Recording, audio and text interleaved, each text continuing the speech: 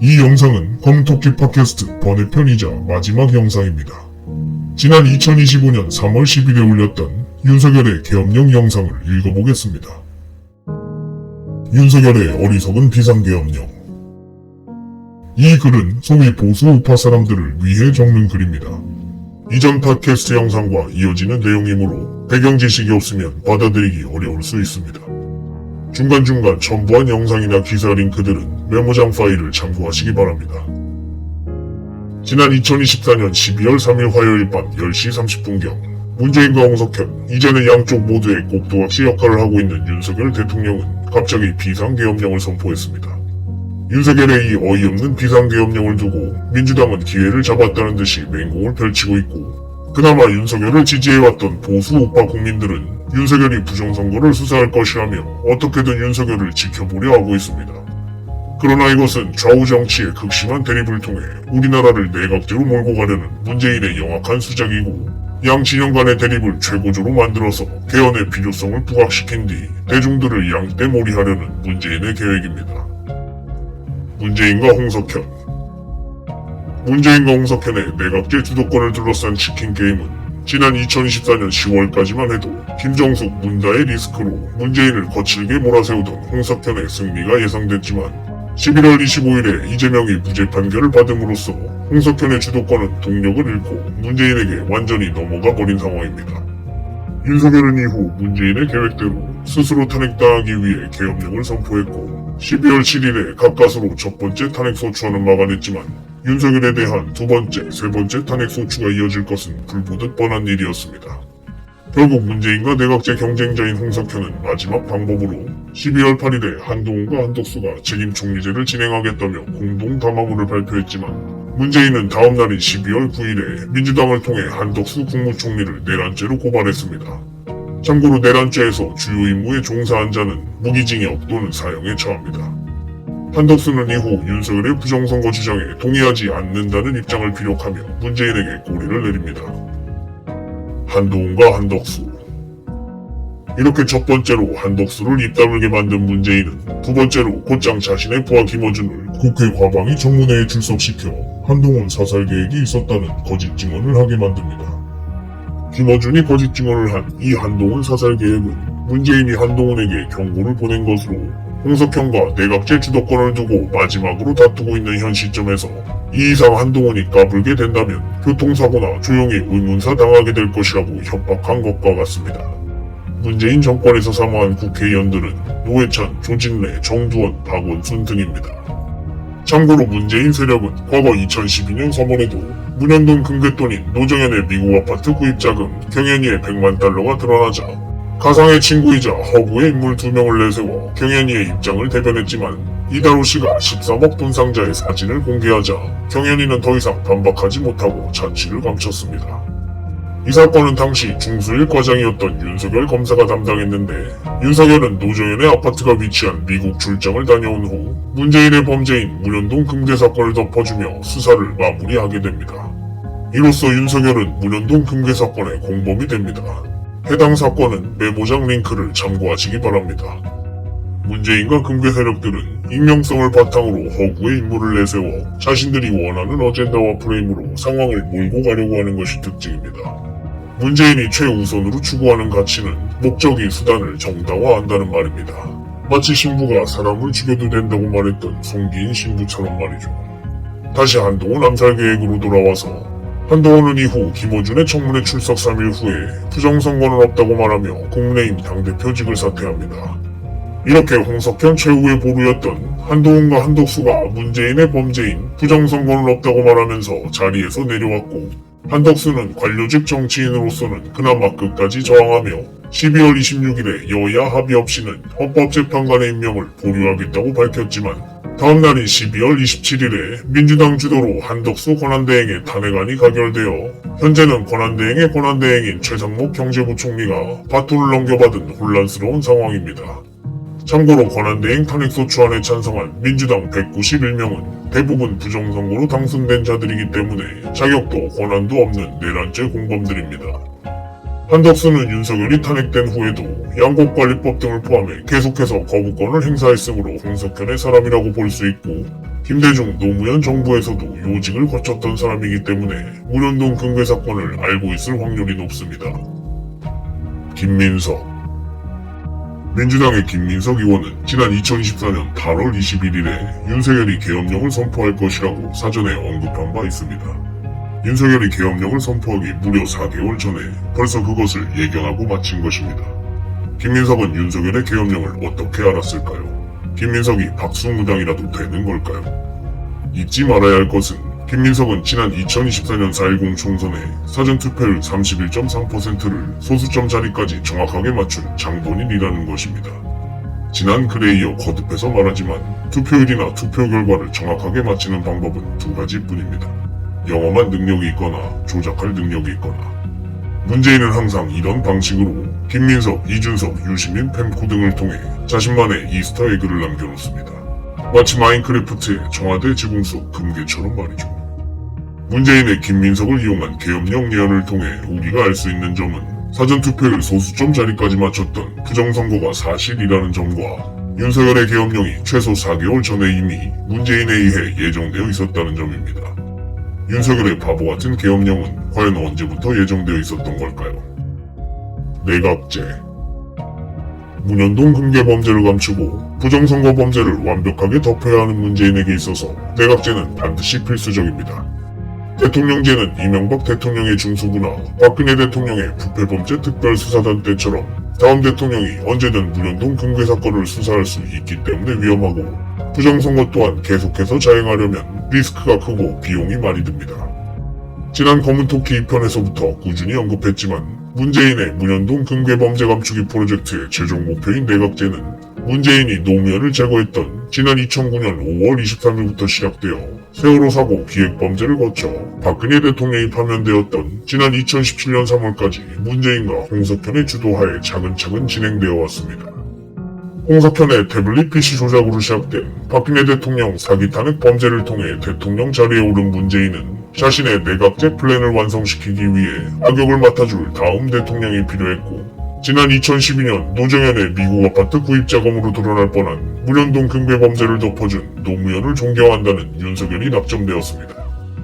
윤석열의 어리석은 비상계엄령은 내각제가 반드시 필요한 문재인의 오래된 계획이었고, 노무현을 제거했던 2009년부터 박근혜 대통령에게 패배했던 지난 18대 대선에 출마하기로 결심하기까지 문재인이 2년 동안 양산에 집거하면서 계획하고 벌인 일입니다. 문재인의 원래 계획대로라면 중대선거구제를 통한 내각제가 벌써 시작됐어야 하지만 홍석현에 의해 문재인 키드 이준석이 국민의힘에서 중간에 쫓겨나게 되면서 그 시기가 조금 늦춰졌을 뿐입니다. 윤석열의 역할은 이대로 아무런 반격을 하지 않은 채 본격적인 내각제가 시작되기 전까지 제6공화국 마지막 대통령 자리를 지키며 직무라는 일입니다. 그리고 문재인의 이러한 계획들은 인터넷에 여시제가 남긴 자신들의 연방제 통일계획표로 엿볼 수 있습니다. 참고로 정보에는 귀천이 없습니다. 해당 정보가 사실인지 아닌지의 문제만 있을 뿐, 빙산의 일각을 통해 빙산 전체를 파악하려면 모든 정보에 열려 있어야 합니다. 익명성을 바탕으로 자신들의 계획을 넌지시 알린 후 맞으면 좋고 틀리면 넘어가는 방식은 문재인과 홍석현이 즐겨 쓰는 서동요 수법입니다. 그리고 이렇게 자신들의 계획을 담아 카드를 만든 문재인과 홍석현은 참으로 정신병자들이 아닐 수 없습니다. 윤석열. 그동안 부정선거의 공범이자 방조범이었던 윤석열 대통령이 왜 자신의 임기 2년이 다 지나서 부정선거 문제를 갑자기 언급한 걸까요? 지난 4.10 총선에서 부정선거로 참패하고도 한마디도 하지 못했던 윤석열 대통령이 갑자기 선관위에 문제 제기를 하며 어설픈 계엄령을 시도한 이유는 무엇일까요?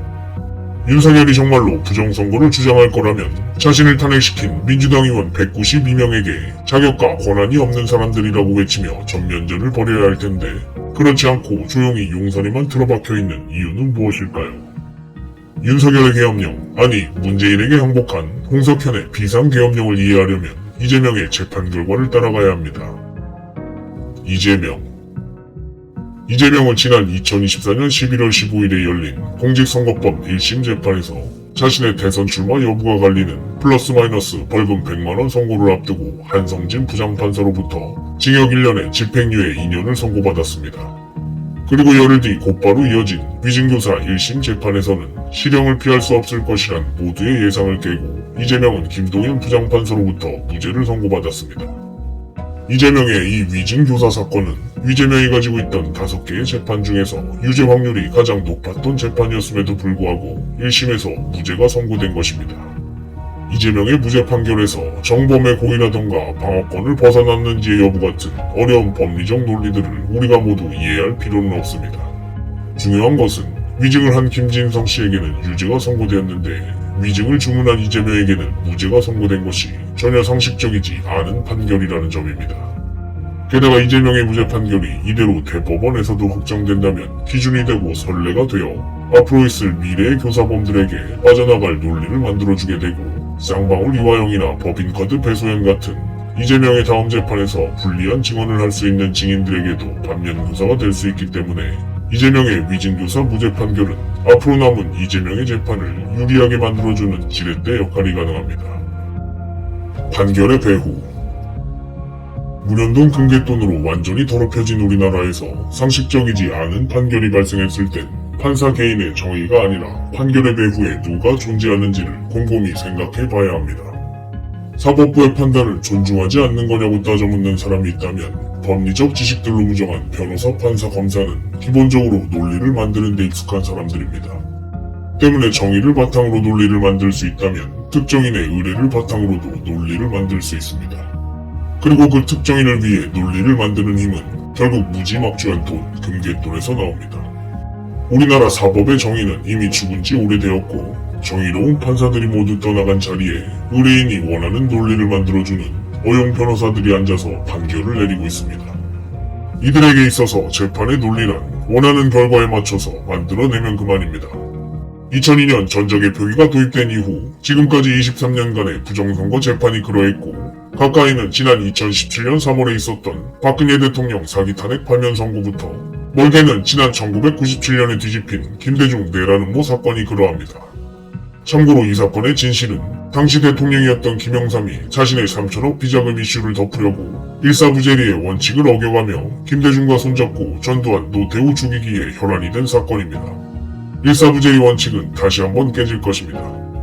또한 김영삼은 당시 안기부장이었던 권영애를 통해 대선 출마를 하지 않겠다던 이인재 후보를 설득해 보수 진영의 표를 분산시켜 김대중을 당선시킨 바 있습니다. 권영애와 홍준표는 김영삼과 함께 광주 5.18 사건을 민주화 운동으로 둔갑시킨 주범입니다. 최근 울산시장 선거 개입 재판에서 문재인의 30년 지기 친구인 송철호와 조국혁신당의 황운하는 1심 판결에 징역 3년이 뒤집혀 2월 4일 2심에서 무죄가 선고되었고 노무현의 연결식에서 이명박 대통령에게 달려들었던 백원우 전 민정비서관도 함께 무죄를 선고받았습니다. 또한 윤석열은 국민의힘 대선 후보 당시 문재인의 아킬레스건이었던 울산시장 선거 개입 사건 수사를 자신이 직접 중단시켰다고 이실직고 한 바 있습니다. 관련 영상 링크는 메모장 파일에 첨부하였습니다. 마지막으로 문재인의 부인 김정숙의 인도 출장과 명품 자켓 수수 의혹은 최근 2월 7일에 증거 불충분으로 모두 무혐의 처분되어 재판정에 갈 것도 없이 모두 검찰선에서 마무리되었고 탈북어민 강제부송 사건에 정의영, 서훈, 노영민 등은 모두 선고유예 판결이 내려졌습니다. 선고유예는 집행유예보다 가벼운 처벌입니다. 이렇게 언론에 이어 검사와 판사들까지 한 사람이 모두 지고 있는 우리나라는 문재인 공화국이 된 지 오래입니다. 2월 19일에는 박정희 대통령을 살해한 김재규의 사형 판결에 대해 재심이 결정됐습니다. 재심은 피고인의 이익을 목적으로 만들어진 제도이기 때문에 이미 사망한 김재규의 형량을 줄여주거나 무죄 판결을 내기 위함이 목적입니다. 곧이어 3월 7일에는 법원이 윤석열의 구속을 취소하면서 김재규의 재심 사례를 언급했습니다. 외국 보수 국민들은 윤석열의 석방을 기뻐하고 있지만 이는 우파 스스로 자가당착에 빠지게 만들려는 문재인의 함정입니다.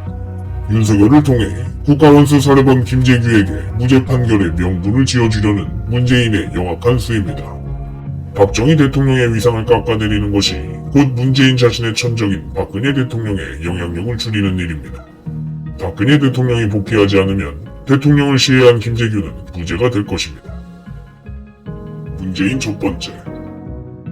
우리나라를 반드시 내각제로 만들어야 하는 문재인의 계획은 두 트랙 전략입니다. 민주당 지지자들에게는 윤석열이라는 악역을 통해 고의적으로 계엄령이라는 국정혼란 상황을 야기시키고 대통령 부재로 인한 안보 공백과 외교 문제, 경제 문제 등으로 더 이상 국정 운영이 불가하다는 위기감을 고조시켜서 결국 개헌을 통해 정치적 안정을 꾀해야 한다는 여론을 자연스럽게 받아들일 수 있도록 만드는 것입니다. 반면 애국우파 세력에게는 이재명이라는 악역을 통해 이재명이 대통령이 되는 것만큼은 우리나라가 망하는 지름길이기 때문에 절대적으로 막아야 하고 부정선거를 외치는 윤석열의 지지율을 끌어올린 뒤 내각 제로의 전환 과정에서 우파 국민들의 저항을 최소화시키는 것이 문재인의 목적이자 영악한 수입니다. 양쪽 진영에 서로 반대되는 정과 반을 통해 내각제라는 하나의 합으로 우리나라를 끌고 가는 것이 문재인의 최종 목표이자 시나리오입니다. 우리나라 정치의 혼란스러운 상황을 더 극단적으로 몰아가면서 윤석열 탄핵에 찬성하는 국민들에게는 대통령제에 대한 회의감을 들게 만들고 윤석열 탄핵에 반대하는 국민들에게는 개헌에 대한 거부감을 없애는 것이 문재인의 계획입니다. 민주당이 윤석열의 탄핵 소추 안에서 네 가지 항목을 삭제한 것도 문재인의 이러한 극단적 대립을 위한 시간 끌기 계획의 연장선상이고 윤석열이 따뜻한 방안에 앉아 추위에 떠는 애국우파 시민들을 향해 끝까지 싸울 것이라며 선동 목적에 의도된 편지를 공개한 것도 옥중 편지를 공개한 것도 모두 문재인이 추진하는 내각제 계획의 일환입니다. 홍석현 지난 명웅년대 글에서도 언급했지만 홍석현은 윤석열의 대리인 함성 등을 통해 이재명에게 메시지를 전한 바 있습니다. 이재명 대표에게 내 진정성을 전해달라. 남은 임기 3년 동안 정치를 통해 국회를 통해 좋은 것을 남기고 싶다. 문재인이 주도하는 탄핵과 개헌을 막아내고 윤석열의 남은 임기를 마치고 싶어하는 홍석현의 계획을 알아달라는 것입니다. 문재인과 함께 내각제 주도권으로 다투어던 홍석현은 도중에 문재인의 계획과 달리 윤석열의 임기를 끝까지 마치고 싶어 했지만 문재인의 성관이 부정선거 세력을 제압하지 못했고 자신의 태블릿 PC 약점 때문에 문재인을 더 이상 문현동 금괴 사건으로 몰아세울 수도 없었으며 지난 5월 함성등 이명백의 비선 라인을 공개했던 일 때문에 이제는 이재명과도 완전히 틀어져 버렸습니다. 윤석열의 임기를 끝까지 마치고 싶어하는 홍석현에게 있어서 11월 25일에 있었던 이재명의 위증교사 재판은 매우 중요한 재판이었으며 홍석현은 이재명의 유지를 확신하고 준비했지만 예상과 달리 무죄가 떨어지는 바람에 우리나라의 사법부도 대통령 선거도 모두 문재인이 지고 있음을 여실히 느낄 수밖에 없는 판결이었습니다. 사전투표 부정선거가 있는 한 우리나라 대통령은 문재인이 정합니다.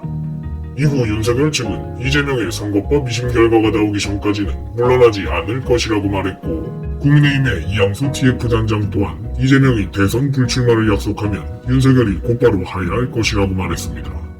이 말은 곧 이재명을 경계하고 있는 홍석현이 현재 문재인에게만 골이 내렸을 뿐 윤석열은 아직 홍석현의 수중에 있다는 것을 의미하고 최근 JTBC가 윤석열에 대해 비판적으로 보도하는 것도 모두 문재인의 눈치를 봐야 하는 홍석현의 입장이 반영된 것과 윤석열을 포기하고 반대급부로 한동훈을 키워주려는 것으로 볼 수 있습니다. 윤석열은 한동훈과 한덕수의 책임 총리 발언이 있기 하루 전인 12월 7일에 대통령 이선 은퇴를 시사했지만 한덕수가 문재인에게 꼬리를 내린 12월 13일에 자신의 이선 은퇴 발언을 철회했습니다. 문재인의 주문으로 윤석열은 어쩔 수 없이 바보같은 계엄령을 내렸지만 이후 한동훈과 한덕수를 통한 홍석현의 책임 총리 시도가 실패로 돌아가자 홍석현이 다시 윤석열의 대통령 권한을 놓지 않으려고 한 것입니다.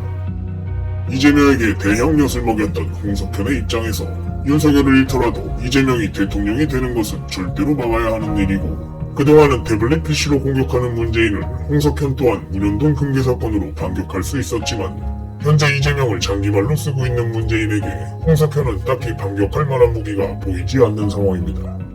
참고로 이재명은 홍석현의 태블릿 PC 조작을 당연히 알고 있습니다.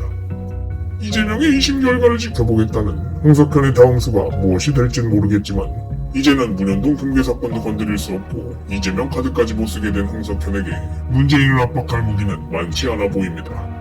홍석현은 자신보다 나이도 어리고 과거 풍산금속의 변호사 일이나 하던 문재인에게 절대로 패배하고 싶지 않을 것입니다.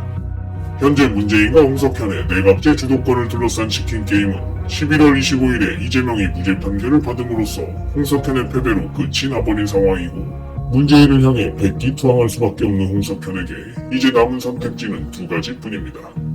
이대로 문재인에게 혼자 죽는 길을 선택하거나 이제라도 박근혜 대통령의 복귀를 돕고 문재인과 함께 죽는 길을 선택하는 것입니다. 문현동 금괴카드와 이재명 카드 모두를 쓸 수 없게 된 홍석현에게 이제 남은 카드는 박근혜 대통령 카드 하나뿐이기 때문에 만일 홍석현이 자신의 모든 수단을 동원해 자신이 끌어내렸던 박근혜 대통령의 복귀를 돕는다면 홍석현이 문재인과 함께 죽는 길을 선택했다고 볼 수 있습니다. 부정선거. 윤석열은 자신의 계엄령을 어쩔 수 없이 선포했던 이유가 부정선거 때문이라고 언급하고 있습니다. 그런데 이것은 말의 앞뒤가 전혀 맞지 않는 발언으로서 대통령 당선 이후 2년 반이라는 긴 시간 동안 오히려 사전투표를 독려하며 부정선거에 대한 국민적 공감대를 전혀 형성하지 않고 있다가 갑자기 계엄령을 선포한 것은 자신을 빨리 탄핵해달라고 스스로 요청한 것과 같습니다.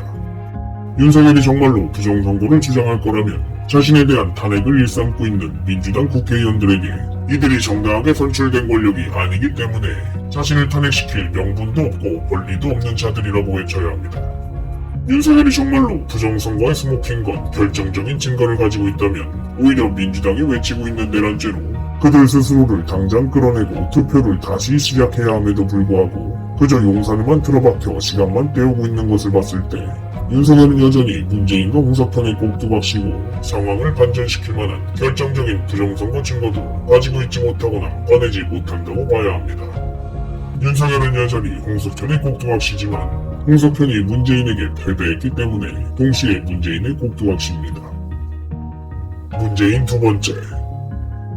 문재인에게 있어서 자신의 부정선거 범죄를 가장 완벽하게 감추는 방법은 어떤 것이 있을까요? 배춘립, 화살표, 형상기억 투표지 등 부정선거의 증거는 이제 너무나도 차고 넘쳐서 문재인 PD 이준석을 통해 계속해서 부정선거가 없다고 말하는 데에도 한계가 있습니다.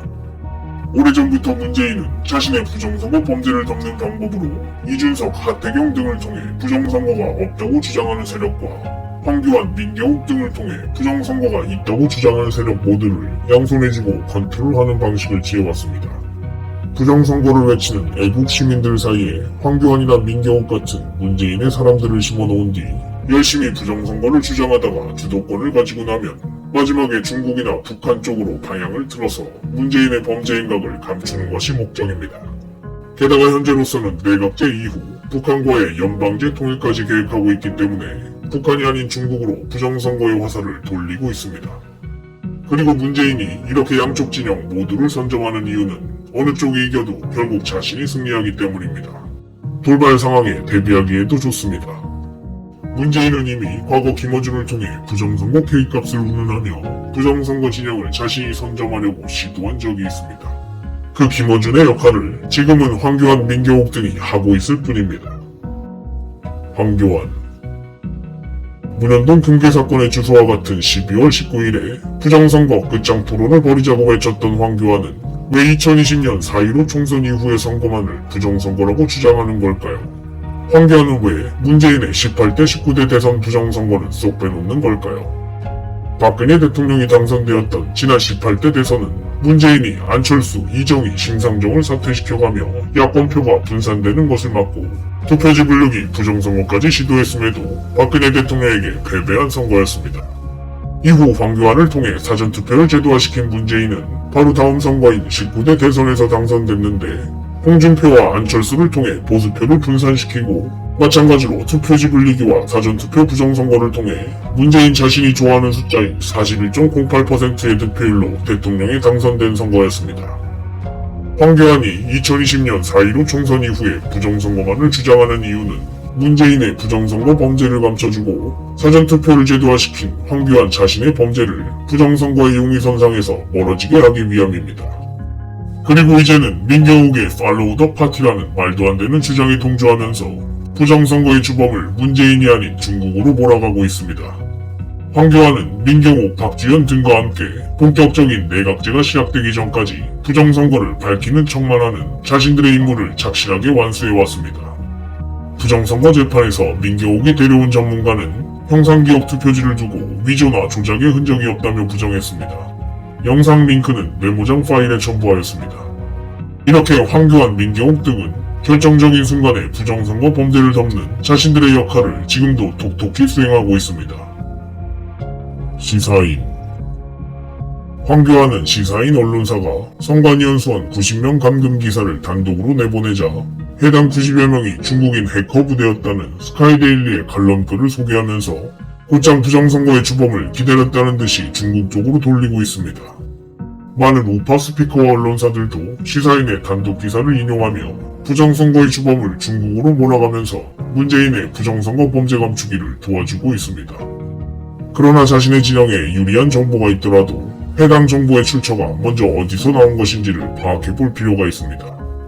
시사인은 낙검수로 유명한 주진우 기자가 오랫동안 몸담았던 왼쪽 언론사고, 주진우는 문재인의 부하인 김어준과 함께 오랜 기간 나는 꼼수다 팟캐스트에 출연하며 좌파 스피커의 선봉장에 섰던 사람입니다. 현재도 김어준 채널에 출연 중입니다. 따라서 시사인 언론사 또한 문재인의 영향력에서 벗어난다고 보기 어려우며, 시사인의 성관위원수원 90명 감금 기사는 평소 시사인의 언론 기조와도 맞지 않고 단독 기사이기 때문에 부정선거의 주범을 중국으로 몰아가려는 문재인의 어젠다가 포함된 기사라고 할 수 있습니다. 참고로 단독 기사라는 말에는 거짓 기사라는 의미도 포함되어 있는데, 기사 내용이 거짓일 경우 그 내용은 단독일 수밖에 없기 때문입니다. 황교안은 부정선거의 주범을 중국으로 몰기 위해 문재인의 마사지가 들어간 시사인 단독 기사를 고작 이틀 후에 기다렸다는 듯이 언급했고, 위장우파의 리더 역할을 하고 있는 황교안이 왼쪽 언론사인 시사인 기사를 직접적으로 다룰 수 없기 때문에 스카이데일리라는 같은 위장우파 언론사 칼럼을 통해 주도 면밀하게 간접적으로 언급한 것입니다. 참고로 각종 언론사들의 사설이나 칼럼은 본지의 편집 방향과 일치하지 않을 수 있다는 한 줄짜리 경고문을 넣어 칼럼 기고자의 개인적인 글로 치부하여 책임을 지지 않으면서도 교묘하게 자신들의 어젠다를 심을 수 있는 정치적으로 매우 유용하고도 효과적인 기능을 가집니다. 스카이데일리 첫 번째. 지난 검은토끼 메모장글에서 스카이데일리의 기사를 여러 번 소개했지만, 그럼에도 스카이데일리 언론사와 문재인의 연결고리는 두 가지가 있습니다. 첫 번째로 스카이데일리에는 종교단체인 신천지를 홍보해주는 기사가 굉장히 많다는 점입니다. 신천지가 운영하는 천지일보는 지난 18대 19대 대선에서 문재인 후보의 광고를 엄청나게 실어준 바 있고, 우리나라 언론은 광고를 따라 움직이기 때문에 스카이데일리의 뒤에는 신천지가 있고 신천지의 뒤에는 문재인이 있으므로 스카이데일리의 배우 또한 문재인이라고 볼 수 있습니다. 스카이데일리 김야훈 기자의 이만희 인터뷰는 메모장 링크에 남겨두었습니다. 참고로 코로나 사태 당시 문재인의 부하였던 윤석열 검찰총장은 추미애 법무부 장관의 신천지 압수수색 요청을 거부한 바 있고, 문재인을 모시는 신천지의 주교 이만희는 고의로 박근혜 대통령 기념시계를 착용하고 기자회견장에 나와 확진자 발생에 대해 사과한 바 있습니다. 문재인 또한 지난 18대 대선 당시 투표지 분류기 부정선거를 시도했음에도 출구조사를 포함해 박근혜 대통령에게 빌려 패배할 조짐이 보이자 박 대통령의 득표율을 51.6%로 맞춰 자신의 부정선거 범죄를 세월호 사건 때처럼 박근혜 대통령에게 뒤집어 씌운 바 있습니다.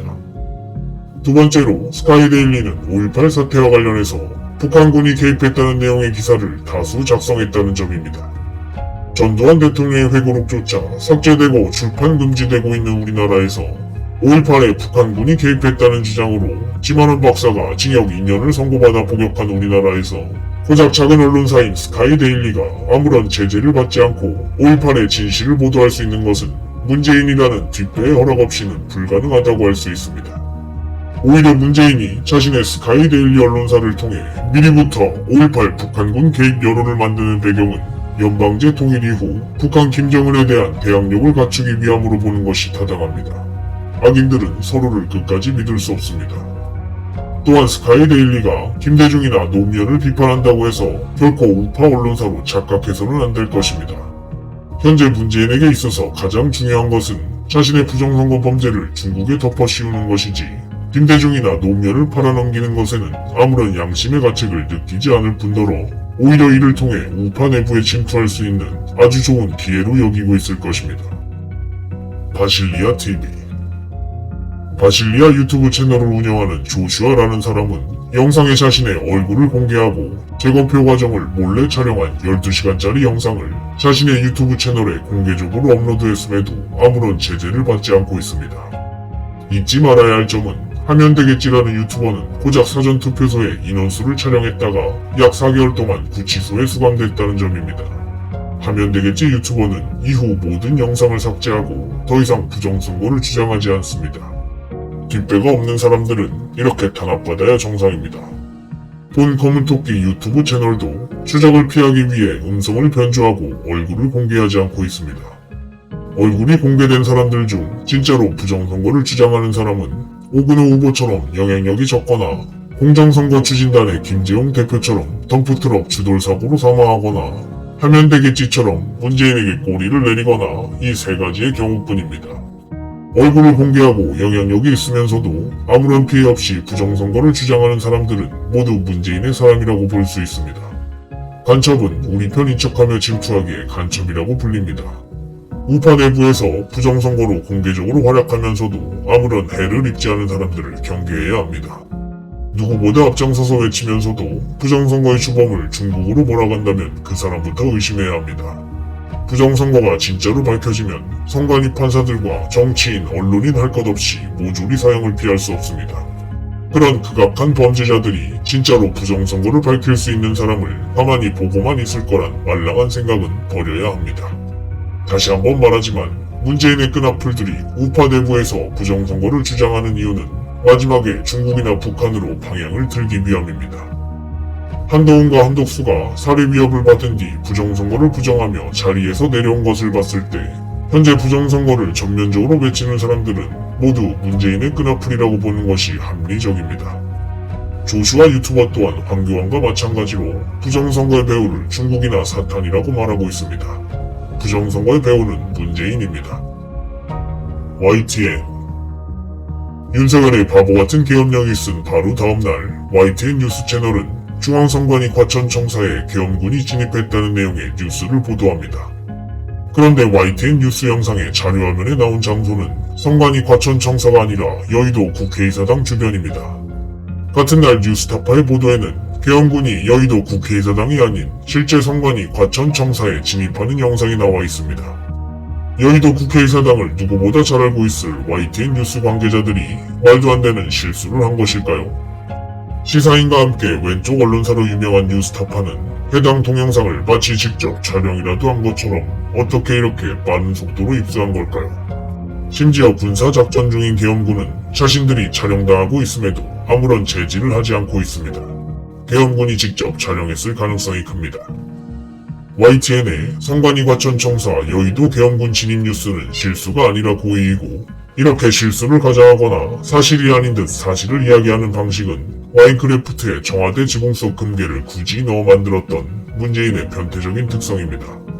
충분히 빠져나갈 구멍을 만들어 놓고 대중을 농락하는 것이 소시오패스 문재인의 악취미입니다.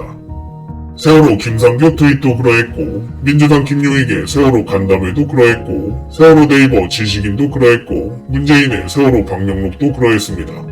소나무당의 소추도 그러했고 문재인의 책 제목 1219도 그러했고 이명박 박근혜 대통령의 수임 번호를 더한 1219도 그러했고 사전투표율 31.3%도 그러했습니다. 문재인은 이렇게 아무도 모르는 자기만의 시그니처를 만들어 놓고 그것을 보며 짜릿해하고 희열을 느끼는 사람입니다. 문재인은 자신의 꼭두각시인 윤석열이 구치소에서 석방되던 날 자신의 SNS에 뜻밖의 행운이라는 글을 올렸다가 삭제한 바 있습니다. 이것 또한 마찬가지로 충분히 빠져나갈 구멍을 만들어 놓고 대중을 농락하는 문재인의 변태적인 특성입니다. 윤석열의 계엄령 3개월 전에 중앙고 유튜브 영상에서 계엄령을 미리 경고했던 문재인이 정보를 흘렸을 가능성이 높은 댓글 기사 링크는 메모장 파일에 남겨두었습니다. 김용현 부정선거를 밝히겠다며 윤석열과 함께 십자가를 진 모습을 연출하고 있는 김용현 전 국방부 장관은 윤석열이 대통령에 당선된 직후 청와대의 용산이전을 주도한 사람입니다. 우리나라 청와대는 대통령제의 상징이고 청와대의 용산이전은 내각제를 계획하고 있던 문재인의 의중이 반영된 결과이기 때문에 청와대의 용산이전을 주도한 김용현 전 국방부 장관은 믿기 힘들겠지만 문재인의 사람이라고 볼 수 있습니다. 게다가 김용현은 자신의 부정선거 주장의 출처로 같은 문재인을 모시고 있는 황교안을 근거로 하고 있습니다. 김용현이 문재인에 대해 비판적으로 했던 말들은 자신의 진짜 모습을 감추기 위한 연막일 확률이 크고 성공적으로 적진에 침투한 간첩은 아군에게 총구를 겨눠야 진정한 간첩이 될 수 있습니다. 윤석열과의 충암고 커넥션도 윤석열 자체가 문재인 사람이기 때문에 김용현 또한 문재인의 사람이라고 볼 수 있습니다. 윤석열은 문재인 정부의 성공을 위해 자신이 악역을 맡은 사람이라고 인터뷰한 바 있습니다. 윤석열이 말하는 문재인 정부의 성공은 내각제를 의미합니다. 기사 링크는 메모장 파일에 첨부하였습니다. 참고로 문재인은 박근혜 정부의 청와대를 두고 구중궁궐 이미지라고 깎아내렸고, 윤석열이 대통령에 당선된 직후에는 청와대의 용산 이전 비용을 조속히 처리하라며 360억 원의 예비비를 편성해 준 바 있습니다. 홍준표 대권 도전을 시사한 대구시장 홍준표는 지난 2024년 12월 23일에 동대구역 광장에서 박정희 전 대통령의 동상 제막식을 열었습니다. 박정희 전 대통령의 공과 과를 함께 평가해야 한다고 외치는 대구시장 홍준표는 정작 동상의 얼굴을 자신의 얼굴로 만들어 놓고 박정희 대통령의 얼굴이라고 우기고 있습니다.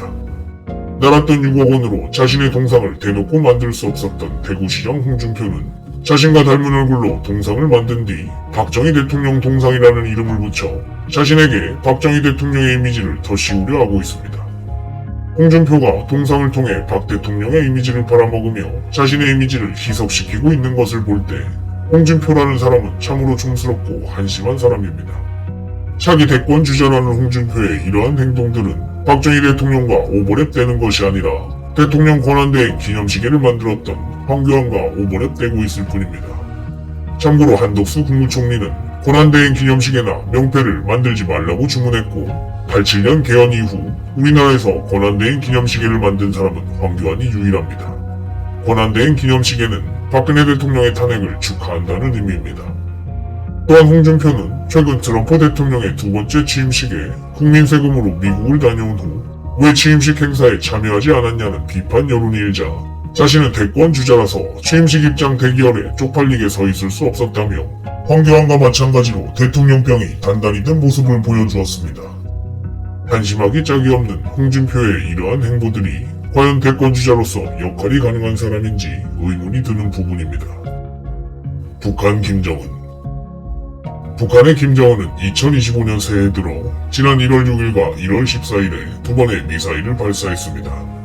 2024년의 마지막 날인 12월 31일에 공수처가 발부받은 윤석열에 대한 체포영장이 5일 후인 1월 5일에 대통령 경호처에 가로막혀 실패하자 다음 날인 1월 6일에 북한은 동해상으로 첫 번째 탄도미사일을 발사했습니다.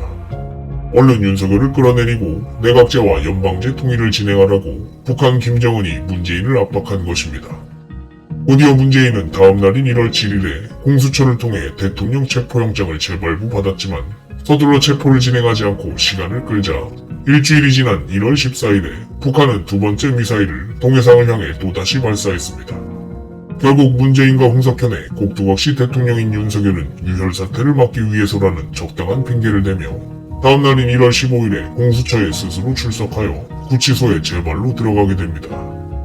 이재명과 홍석현을 모두 휘어잡은 문재인이 현재 가장 눈치를 보고 있는 사람은 북한의 김정은이고 문재인은 2026년까지 내각제와 연방제 통일을 준비해야 하는 숙제를 안고 있습니다.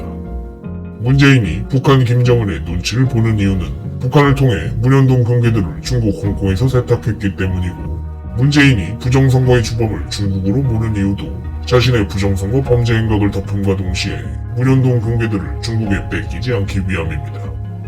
만일 이재명이 대통령이 되어 우리나라가 친중국가로 전락한다면 문재인은 문현동 경계 사건을 알고 있는 중국에게 자신의 경계들을 모두 빼앗기게 될 뿐만 아니라 자신의 안전마저 보장할 수 없게 됩니다. 또한 연방제 통일을 앞두고 있는 북한의 김정은도 중국을 천년의 적이라며 적대시하기 때문에 이재명을 대통령으로 만들어줄 수 없는 건 홍석현과 함께 문재인도 마찬가지입니다. 다만 본격적으로 내각제가 시작되기 전에 이재명이 대통령이 될 수 있는 방법은 딱 한 가지가 있는데 그것은 바로 박근혜 대통령의 대선 출마 선언입니다. 문재인의 입장에서 자신이 무너뜨린 박근혜 대통령과는 거래가 불가하기 때문에 그나마 거래가 가능한 이재명을 우선 대통령으로 만들어 놓는 것이 죄악을 피해 자악을 선택하는 방법입니다. 하지만 다음 대선에서 사전투표가 사라지고 수개표가 진행된다면 이재명이 박근혜 대통령을 이기는 일은 절대로 발생하지 않고 만일 사전투표가 진행되어 이재명을 당선시킨다 하더라도 이재명은 문재인을 가만히 둘 사람이 절대로 아니기 때문에 문재인에게 있어서 박근혜 대통령의 대선 재출마 선언은 진퇴양난이자 체크메이트가 됩니다. 대만의 수개표. 부정선거를 외치는 사람들은 중국을 코앞에 두고 있는 대만에게 수개표가 어떤 의미를 가지는지 잠시 생각해볼 필요가 있습니다. 중국에게 있어서 대만을 수복하는 일은 단순히 반도체뿐만 아니라 태평양으로 원활하게 진출할 수 있는 매우 중요한 교두보가 될 수 있습니다. 때문에 중국은 대만의 친중 정치인들만 세울 수 있다면 굳이 전쟁을 치르지 않더라도 마치 가래로 막을 일을 호미로 막을 수 있는 그런 유리한 상황을 만들 수 있습니다. 이러한 입장에 놓여있는 작은 나라 대만이 중국의 공세를 막고 나라를 지킬 수 있는 가장 확실한 방법으로 선택한 것이 바로 수개표인 것입니다. 오컴의 면도날이라는 말이 있습니다. 쉽게 말해 어떠한 현상에 대해 불필요한 설명이 많다면 그 접근 방식은 잘못된 방법이라는 말입니다. 사전투표를 해야 하는 이유와 투표지 분류기가 필요한 이유, 사전투표와 본투표의 차이가 나는 이유와 무효표가 많이 발생하는 이유 등을 온갖 복잡한 이론과 그럴듯한 예시를 들어가며 설명할 필요가 없습니다. 빳빳한 투표지가 발생하는 이유와 봉인지가 쉽게 떨어지는 이유 등도 마찬가지입니다. 논리적으로 단순한 것이 가장 정답일 확률이 높습니다. 전국의 투표소에서 곧바로 수개표를 하면 해결되는 모든 문제들을 다른 잡다한 이유를 들어가며 투표함을 옮기고 조작된 CCTV를 보여주면서 사전투표와 투표지 분류기를 고집할 하등의 이유가 없습니다.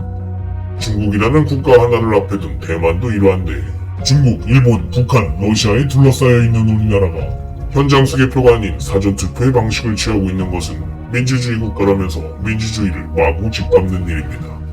민주당의 이름은 민주당입니다. 문현동 금괴돈으로 더럽혀진 우리나라에서 올바른 정치인을 뽑는 유일한 방법은 투표함을 옮기지 않으면서 단 하루 만에 투표한 뒤 현장에서 수개표를 하는 것뿐입니다. 정용진. 이마트로 유명한 신세계그룹의 정용진 회장은 미국 시간 12월 21일에 미국 대통령 당선자 신분인 트럼프 전 대통령을 만났습니다. 정용진이라는 사람은 자신의 SNS에서 공개적으로 멸공을 외쳤던 사람이고 모 대통령의 미안하다 고맙다 발언을 여러 번 패러디했던 사람이기 때문에 곧 취임하게 될 트럼프 대통령이 자신의 아들을 매개로 정용진을 만났다는 것은 현재 미국은 한국이 정용진과 같이 반중 스탠스를 취해주길 원한다는 것을 알 수 있습니다. 트럼프가 정용진과 실제로 긴 대화를 나누지 않았더라도 취임식을 앞둔 시기에 반중, 반민주당 스탠스의 정용진을 만난 것 자체가 정치적 메시지를 담고 있습니다. 참고로 트럼프의 장남 주니어는 엘살바도르 대통령인 나이브 부켈레의 두 번째 취임식에도 참석한 바 있습니다. 트럼프 대통령의 가족이자 최측근으로서 전 세계를 돌아다니며 정치적 연결고리를 만드는 역할을 톡톡히 수행하고 있다는 의미입니다. 정용진 회장이 겉으로는 민간인 가교 역할로 미국을 방문했다고 하지만 사실은 민간인 가교라는 핑계로 정치색을 보이지 않으면서 혼란스러운 한국의 정치 상황을 파악해보려는 미국의 속내를 알 수 있고 이 말은 곧 윤석열의 아니 문재인의 비상계엄령이 미국과의 상의 없이 독단적으로 진행했다는 것을 의미합니다. 미국은 이후 정용진과의 만남 이틀 뒤 한국과의 방위비 문제에서 국함 역할을 하고 있는 바이든이 배드캄 역할을 하고 있는 트럼프와 달리 주한미군을 현재 수준으로 유지한다는 미국의 국방수권법 법안에 서명을 하게 됩니다. 그리고 최근 취임식을 거행한 트럼프 현 미국 대통령은 아직까지 바이든이 서명했던 주한미군 국방수권법 법안에 대해 폐기하거나 수정하지 않고 있습니다. 트럼프의 정용진과의 만남 이틀 뒤 미국이 국방수권법 법안에 사인을 했다는 것은 곧 있을 트럼프 행정부에서 시작될 중국과의 2차전에서 대한민국이 여전히 지정학적으로 중요한 위치를 가지는 것을 의미하고 트럼프 대선 캠프의 선대 본부장 폴 매너포트가 비공개로 한국을 방문하여 권성동이나 홍준표 등을 만난 것도 미국이 취하고 있는 반중 노선의 연장선이라고 할 수 있습니다. 마지막으로 트럼프 진영 사람들은 이재명이 속한 민주당 국회의원들과는 전혀 만나지 않고 있는데 이것은 미국이 문재인을 포함한 민주당 인사들을 모두 친중으로 판단하고 있다는 것을 의미합니다. 참고로 이재명은 미군을 점령군이라고 표현했고 시진핑은 2월 7일에 중국을 방문한 민주당 소속 국회의장 원식을 극진히 환대했으며 민주당 법사위원장 정청래는 미국 대사관저에 사제폭탄을 던지고 방화를 시도한 전력이 있습니다. 정청래는 이후 김영삼에 의해 사면된 뒤 영어 강사로 일했습니다. 이후 민주당은 박선원 의원 한 명을 통해 그저 개인의 의견인 척하며 민주당 정체성을 훼손하지 않으면서 트럼프를 노벨 평화상 후보자로 추천했지만 미국의 반응은 아직까지 전혀 없는 상태입니다. 트럼프의 미국이 이재명의 얕은 수에 반응할 리 없습니다. 이후 이재명은 트럼프 측의 반응이 없자 공개적으로 트럼프를 노벨상 후보자로 추천하겠다고 밝혔지만 트럼프는 여전히 무시로 일관하고 있습니다. 문재인 세 번째. 친중 정치인으로 알려진 문재인은 사실 엄청난 반중입니다. 문재인이 자신의 대통령 임기 동안 친중 행보를 보였던 이유는 중국에게 문현동 금괴 사건으로 약점 잡혀 있었기 때문입니다. 예를 들어 문재인의 중국 혼밥과 중국 경호원들의 한국 기자 폭행과 중국 왕이 부장의 문재인 터치 등입니다. 문현동의 금괴들은 지난 김대중 정부와 노무현 정부에서 북한을 통해 중국 홍콩에서 세탁되어졌고 금괴 세탁에 쓰여진 박연차의 홍콩 현지법인 두 곳은 노무현의 퇴임과 함께 맞춰 사라져 버렸습니다. 그러므로 문재인에게 있어서 자신의 다음 대통령으로 이재명이 당선되는 것은 중국의 모든 금괴들을 뺏기고 자신도 죽게 되는 길이므로 이재명의 당선은 반드시 막아야 하는 중요한 일입니다. 때문에 문재인은 지난 20대 대선에서 겉으로는 이해찬을 도와 사전투표 부정선거를 통해 중국의 눈치 때문에 이재명을 당선시켜주는 척하면서 뒤로는 확진자 직접 투표를 개혁하여 중국의 영향력에서 벗어나기 위한 그럴듯한 구실을 만들어 윤석열을 당선시킨 것입니다. 자세한 내용은 검은토끼 3편을 참고하십시오. 그리고 이렇게 중국을 상대로 기만 전술을 펼쳤던 문재인은 이제는 미국을 상대로도 자신의 금괴를 지키기 위해 정치적 기만 전술을 또다시 펼치고 있습니다. 두 번째 임기를 시작하는 미국의 트럼프 행정부가 다시 강하게 반중 노선을 취할 것이기 때문에 이를 이용해 문재인 자신의 모든 부정선거 범죄를 중국에 덮어씌우고 미국의 반중 어젠다에 편승해 미국이 한국을 그리고 문재인을 도울 수밖에 없게끔 만드는 것이 목적입니다. 시진핑의 눈을 피해 문현동 금괴들을 지켜낸 문재인은 이제는 트럼프 뒤에 숨어 자신의 안전한 방어막을 구축하려 하고 있습니다. 문재인은 최근 3.1절 대규모 시위를 하루 앞두고 윤석열의 지지율을 결집시키기 위해 중국에 대한 혐오를 멈춰달라며 또다시 고의로 친중인 척을 하고 있습니다. 문재인의 장기는 상대 진영의 정과반을 통해 자신이 원하는 합으로 끌고 가는 것입니다. 마치 이재명을 이용해 우파 국민들을 몰아세우고 윤석열을 이용해 좌파 국민들을 컨트롤했듯이 트럼프의 반중을 이용해 자신의 부정선거 범죄를 감추고 정치인으로는 티나지 않게 내각제와 연방제 통일을 성공시키는 것이 문재인의 최종 목표입니다. 그리고 문재인이 북한 김정은과 함께 연방제 통일을 선언하고 헌법 제3조 영토조항을 폐지하고 나면 더 이상 주한미군의 한반도 주둔 필요성이 사라지기 때문에 그때부터는 이용 가치가 떨어진 미국을 문재인의 대한민국은 가차없이 버리게 될 것입니다. 이렇게 권력의 뒤에 앉아 시진핑에 이어 트럼프까지 이용해 먹으려는 문재인은 매우 담력있고 비상한 머리를 가진 사람입니다. 최소한의 양심이 없을 뿐입니다. 문재인과 문현동 금괴 사건의 공범인 임종석은 2024년 9월 19일에 한반도 영토조항을 지워야 한다고 언급했습니다. 연방제 통일 이후의 대한민국은 북한이 또다시 남침을 하게 되더라도 남북 간의 내전으로 치부되어 미군이 개입할 수 없고 우리나라 최후방인 양산에 거주하고 있는 문재인에게는 아무런 피해가 없을 것입니다. 문재인의 적화 통일 시나리오입니다. 문재인의 내각제. 자신의 문현동 금괴 사건 범죄를 감추기 위해 내각제가 반드시 필요한 문재인은 내각제에 대한 거부감이 심한 우리나라에서 내각제를 어떻게 완성시키려는 걸까요? 배우 이한희 씨의 외삼촌이자 문현동 금괴 사건의 공범인 문희상은 최근 87년 개헌이 한계에 봉착했다며 김대중이 사실 내각제를 원했었다며 4년 주임제 개헌과 책임총리제를 주장했습니다. 한동훈과 한덕수 또한 지난 12월 8일에 책임총리를 진행하려다 실패했고 최근 여야 국회의원들 모두 윤석열의 어리석은 비상계엄령을 문제 삼으며 이구동성으로 책임총리제와 개헌을 주장하고 있습니다. 우리나라의 경우 같은 대통령제 국가인 미국과 달리 대통령 아래 총리를 두고 있는 독특한 정치 체제를 가지고 있습니다. 총리는 내각제의 상징이고 대한민국은 1948년 재헌국회에서 애초에 의원 내각제 국가가 될 예정이었었기 때문에 2025년 현재까지도 대통령 아래 국무총리를 두고 있는 내각제 기반의 대통령제를 유지하고 있는 것입니다. 우리나라의 내각제는 이승만 대통령과 박정희 대통령이 자신들의 정치 생명을 걸고 온몸으로 막아세운 바 있습니다.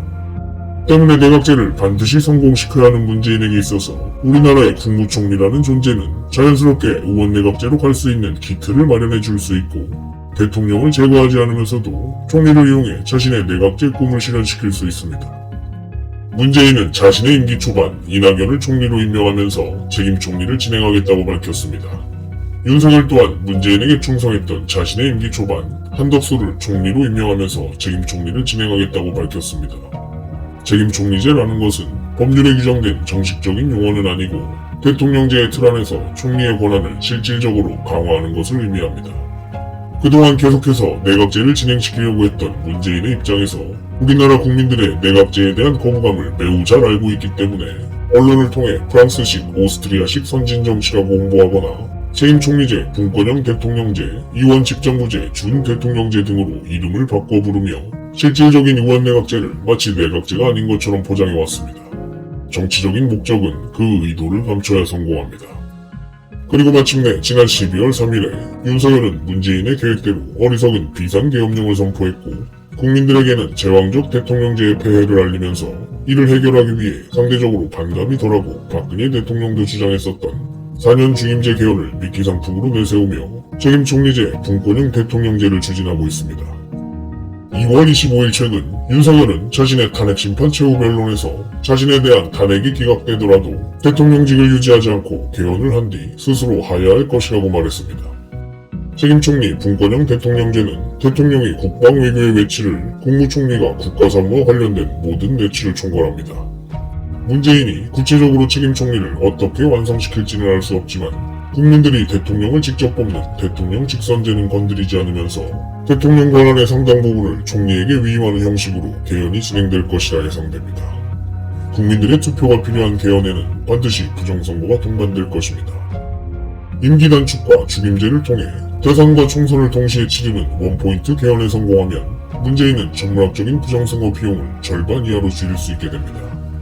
결국 윤석열이 어리석은 비상계엄령을 선포한 이유는 문재인의 개헌으로 가기 위함이고, 현재 윤석열은 우리나라 내각제 개헌의 선봉장이라고 할 수 있습니다. 문재인과 이재명의 줄다리기. 지난 1월 24일부터 이재명의 공직선거법 2심 재판이 시작됐고, 같은 날 임종석은 이재명이 혼자서 다 잘할 순 없다며 이재명 1극체제를 비판했습니다. 그리고 비명계라 불리우는 김경수, 김동연, 김부겸, 김두관, 박용진 등의 문재인의 부하들은 민주당의 지지율이 떨어졌다며 일제히 이재명을 견제하기 시작합니다. 다음날 김동연은 이재명이 선거법 2심에서 당선 무효형이 나오면 상당한 지장이 있을 것이라고 말했습니다. 다음날 김경수는 이재명에게 지옥스럽게 당을 떠난 분들에게 사과하라고 말했습니다. 다음날 박용진은 이재명 1극체제를 비판했습니다. 같은 날 이재명은 자신의 2심 재판을 잘 봐달라는 의미로 양산을 찾아가 문재인을 예방했지만 문재인은 부울경 메가시티가 실종됐다며 빠른 발전을 촉구했습니다. 부산, 울산, 경남의 부울경 메가시티는 김경수의 경남도지사 시절 슬로건입니다. 문재인이 대권주자로서 이재명을 비토하고 노무현 살해 공범인 김경수를 밀고 있다는 의미입니다. 최근 김경수 또한 자신의 평소 말투와는 다르게 이재명에 대해 거친 발언을 쏟아내고 있습니다. 배후에 문재인이 있다는 의미입니다. 따라서 문재인은 이재명의 선거법 2심 재판에서 자신의 공개돈을 이재명을 위해 쓸 생각이 전혀 없다는 것을 알린 셈입니다. 이후 이재명은 총구를 밖으로 향했으면 한다고 말했습니다. 다음날 김경수는 이재명에게 개헌을 요구했습니다. 이틀 뒤 임종석은 이재명이 죽더라도 정권교체를 해야 한다며 이재명을 압박했습니다. 그리고 같은 날 이재명의 측근 김용은 2심에서 징역 5년이 선고됐습니다. 김용이 징역 5년이라는 말은 이재명도 유죄가 된다는 말입니다. 그러자 이재명은 지난 정부가 자리만 차지한 사람들이라며 문재인 정부를 간접적으로 비판했습니다. 김용이 구속되자 이때부터 이재명은 더 이상 문재인에게 잘 보이는 것을 포기하고 자신이 직접 대권 행보를 만드는 것으로 진로를 변경합니다. 며칠 뒤 이재명은 김어준의 유튜브 방송에 출연해 자신의 선거법 2심 재판을 걱정하지 않는다고 말했습니다. 대선 출마 질문을 두고 이재명과 김어준의 눈치 싸움이 인상적이었던 해당 영상의 링크는 메모장 파일에 남겨두었습니다. 현재 이재명은 윤석열이 3월 중에 내려올 것으로 예상하고, 그렇게 되면 다음 대선이 5월 안에 치러지게 되므로 자신의 선거법 대법원 판결이 아무리 빨라봐야 대통령 선거 이후인 6월 이후에나 나올 것으로 확신하고 문재인에게 강하게 나가기로 한 것입니다. 당연하게도 이재명은 자신의 선고 날짜를 조금이라도 늦추기 위해 재판 일정에 최대한 협조하지 않을 것입니다. 이재명은 일주일 후 자신의 첫 번째 대권 행보로 민주당이 중도보수 정당이라며 중도층 표심을 노린 발언을 합니다. 이재명 1국 체제를 비판했던 박용진은 이재명에게 힘을 합치자고 말했습니다. 반면 김동연은 지금이 바로 개헌을 이야기할 때라며 이재명을 압박했습니다. 문재인 부하 김두관도 이재명의 중도보수 민주당 발언을 비판했습니다. 문재인 키드 이준석도 이재명의 중도보수 민주당 발언에 대해 1차로에서 우회전 깜빡이를 켜는 꼴이라고 비판했습니다. 참고로 이준석은 윤석열이 가고 이재명이 오는 상황을 빗대어 쓰레기차 가고 똥차 오는 격이라고 비난한 바 있습니다. 김동연, 김두관, 이준석의 발언은 모두 문재인이 이재명의 대권 행보를 견제하는 것입니다. 이재명이 대통령이 되는 것은 문재인의 내각제 계획에 없던 일이고 헌법 제84조에 대한 해석에 논란은 있지만 이재명은 유죄가 확정되더라도 대통령직에서 얌전히 내려올 사람이 절대로 아니기 때문입니다. 이재명은 권력을 잔인하게 써야 한다고 말했던 사람입니다. 이재명은 이후 계속해서 비명계, 친문계라 불리우는 김경수, 김동연, 김부겸, 박용진 등을 만나기로 했고 깜냥이 안되는 상대는 무시해버리는 이재명이 지지율 10%도 안되는 후보들을 일일이 만나고 있는 이유는 이들의 뒤에 문재인이 있기 때문입니다. 문재인의 대리인들을 계속해서 만나면서 흥정을 통해 이재명 자신에게 이득이 되는 것들을 문재인에게서 얻어내려 하고 있습니다. 이것이 이재명이 매번 이들과 비공개 대화하는 이유입니다. 이재명은 문재인의 개헌 압박에 대해 지금은 때가 아니라고 반대하며 자신의 2심 재판을 손쓰라고 울음장을 놓고 있습니다.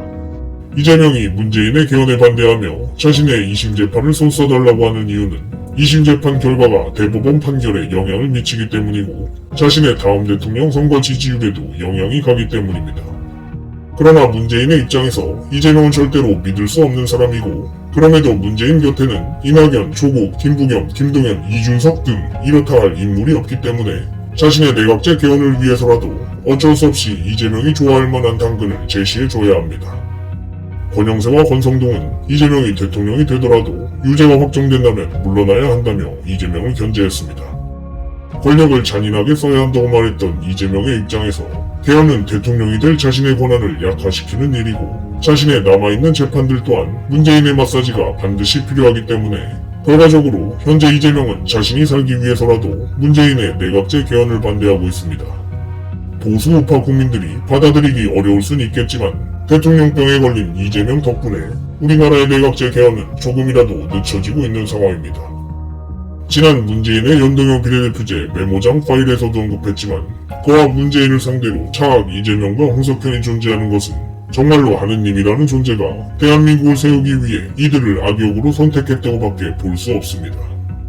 북한 김정은의 압박을 받고 있는 문재인은 윤석열을 반드시 자리에서 내려오게 할 것이고 이재명을 절대 대통령으로 만들 수 없는 문재인은 결국 이재명에게 적당한 당근을 제시하며 책임총리제나 분권형 대통령제 같은 내각제 개헌으로 회유할 것입니다.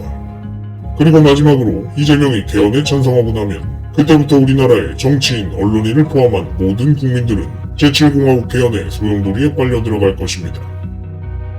조국 입시비리와 감찰무마 혐의의 조국은 지난 2024년 12월 16일에 서울구치소에 수감됐습니다. 1, 2심을 포함해 이용가치가 떨어진 조국을 살리지 않은 건 문재인입니다. 조국을 큰돈 들여 살려봤자 당장에 대통령이 될 수 없는 사람이란 견적이 나왔고 이용가치가 떨어졌기 때문입니다. 이재명의 위증교사도 무죄로 만들 수 있는 문재인이 조국을 살리지 못할 이유는 없습니다. 그만한 가치가 없었을 뿐입니다. 다만 책임총리제 개헌 이후 조국은 다시 쓸모가 생길 예정이므로 문재인이 만들어낼 다음 대통령을 통해 조국을 사면시킬 계획입니다. 문재인의 지령을 받은 김어준은 자신의 겸손은 힘들다 유튜브 채널에서 조국에게 곧 민주당 대통령으로 바뀔 것이고 조국을 사면시켜줄 것이라고 이야기했습니다. 그런데 김어준은 조국과의 통화 도중 김민석과 6분간의 전화 연결을 시작해 조국을 고의로 기다리게 만듭니다. 조국에게 서열을 확실하게 알리고 마지막까지 반항심을 테스트한 후 계속 충성하면 문재인의 계획대로 사면시켜줄 것이라고 김어준을 통해 메시지를 전달한 것입니다. 조국의 만기 출소 예정일은 2026년 12월 15일입니다. 출소 예정일 전에 조국이 사면된다는 이야기는 그때부터 문재인에게 조국이 필요해진다는 말이고 다음 대통령 선거와 개헌이 2026년 안에 진행된다는 의미입니다. 그리고 그 개헌을 통한 내각제의 다음 순서는 연방제 통일이고 최근 지방분권 개헌에 대한 뉴스도 계속해서 보도되고 있습니다. 문재인은 이후 윤석열의 발탁을 후회하고 있고 조국에게 한없이 미안하다고 말하며 자신의 한겨레 언론사를 통해 거짓 인터뷰를 진행합니다. 문재인이 홍석현에게 빼앗긴 윤석열의 발탁을 후회하는 것은 부분적으로 사실이겠지만 한없이 미안하다고 하며 여전히 조국을 협박하고 이용하는 것은 문재인입니다. 스카이데일리 두 번째. 문재인의 스카이데일리는 지난 1월 16일에 부정선거와 관련한 중국인 99명을 체포하여 오키나와에 위치한 주일미군 부대로 합성했다는 단독 기사를 보도합니다. 간첩 한 명을 체포하는 것도 어려운 일인데 간첩 99명을 한 번에 체포했다는 스카이데일리의 기사는 정말로 사실일까요? 다시 한번 말하지만 단독 기사라는 말에는 거짓 기사라는 의미가 포함되어 있고 앞서 말했던 시사인 기사 때와 마찬가지로 자신의 진영에 유리한 정보가 있더라도 해당 정보의 출처가 먼저 어디서 나온 것인지를 파악해봐야 합니다. 스카이데일리의 중국인 99명 체포 기사를 작성한 허겸 기자는 과거 극자 언론사로 유명한 오마이뉴스에서 시민기자로 활동했던 사람이고 지난 2015년에는 이재명에 대해 돌격형 공직자라고 추켜 세우며 우호적인 기사를 작성했던 인물입니다. 허겸 기자가 작성한 약 58개의 오마이뉴스 기사 목록은 메모장 파일 링크에 첨부하였습니다. 따라서 굳이 위치를 정해본다면 애국우파 기자가 아니라 극좌에 속하는 기자이고 최근 중국 대사관에 난입했던 캡틴 아메리카 남성과 허겸 기자와의 통화 녹음이 공개되기도 했습니다. 허겸 기자는 민계옥과도 연결고리가 있다고 합니다. 5.18 기념재단은 허겸 기자와 권영의 전환기부장을 고발한 바 있지만 애국보수의 탈을 쓰기 위해 명분을 만들어준 것으로 판단됩니다. 또한 스카이데일리의 현 대표인 조정진이라는 사람은 진방 문재인이 아닌 이명박 전 대통령에게 노무현 죽음의 진실을 밝히라는 칼럼을 기고했던 사람이고 과거 해직기자 복직재판에서 자신을 변호해줬던 사람이 노무현이라며 함께 찍은 사진들을 자신의 기사에 자랑스럽게 올리기도 했습니다. 그러므로 스카이데일리의 성관이 중국인 간첩 99명 체포 기사는 거짓일 확률이 매우 높고 트럼프가 물불바람에 던진 문재인의 낚싯지 임과 동시에 애국보수 세력을 붕괴시키려고 계획한 문재인의 거짓 기사라고 할 수 있습니다. 중국인들을 체포했다고 알려진 한겨레가 공개한 CCTV 영상 또한 편집된 장면에 불과하고 노무현 사망 당시에도 CCTV가 있었고 손정민군 사건 때도 CCTV는 있었으며 사전투표함을 촬영하는 CCTV도 있었습니다. 조작된 CCTV는 오히려 대중을 속이기에 좋습니다. 한겨레의 CCTV 영상을 제공한 서삼석 의원은 민주당 소속이고 친문재인 계열 의원입니다. 참고로 한겨레는 문재인으로부터 2억 원의 기금을 받아 창간된 언론사입니다. 스카이데일리와 한겨레 모두 문재인의 언론사라는 말입니다. 결과적으로 이러한 스카이데일리의 거짓 기사는 부정선거의 주범을 중국으로 몰기 위한 문재인의 계략이고 애국우파 세력의 중심부에 침투해 거짓 기사로 밝혀지게 되면 우파 내부의 부정선거 주장과 5.18 북한군 개입 주장도 모조리 무너지게 되며 그런 스카이데일리 기사를 마치 사실인 것처럼 보도하고 있는 황교안, 민경호, 박주현, 바실리아, 본뉴스, 성창경, 이봉규, 그라운드 C 등은 모두 문재인의 사람이거나 돈을 쫓는 사람이라고 봐야 합니다. 이들이 문재인의 사람인지 아닌지는 곧 있을 다음 대선에서 박근혜 대통령의 복귀를 주장하는지 지켜보면 알 수 있습니다. 문재인의 입장에서 가장 두려운 사람은 자신을 욕하는 가짜 우파들이 아니라 자신을 실제로 목매달 수 있는 박근혜 대통령이기 때문입니다. 오히려 위장 우파들은 문재인을 보호해주는 고마운 존재들입니다. 스카이데일리의 거짓 기사는 왜 하필 12월 3일에 99명인 걸까요? 수비약을 좋아하는 문재인에게 있어서 윤석열의 계엄령은 12월 3일이 아니었다면 1월 5일이나 1월 23일에 일어났을 것입니다. 중국의 부정선거. 부정선거의 주범이 문재인이라면 우리나라 부정선거에 중국은 전혀 관련이 없는 걸까요?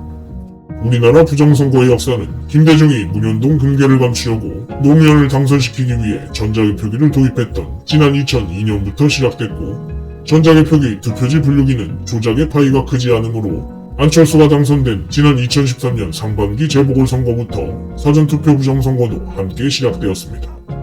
따라서 우리나라 부정선거의 역사는 2025년 올해로 자그마치 23년이나 되었으며 기계에만 돈이 드는 투표지 분류기 조작에 비해 사전투표 부정선거는 가짜 투표지를 인쇄하고 CCTV를 조작하고 전국적으로 통과리를 해야 하는 등 매번 천문학적인 비용이 발생합니다. 그렇기 때문에 문재인은 자신의 금괴돈을 아끼기 위해 여야 정치인들을 통해 계속해서 임기 단축을 주장하는 것입니다. 윤석열의 탄핵 및 하야 이후 다음 대통령의 임기를 3년으로 줄이면 2028년에는 총선과 대선이 동시에 치러지게 되므로 문재인은 막대한 부정선거 비용을 절반 이하로 거듭해서 줄일 수 있게 됩니다.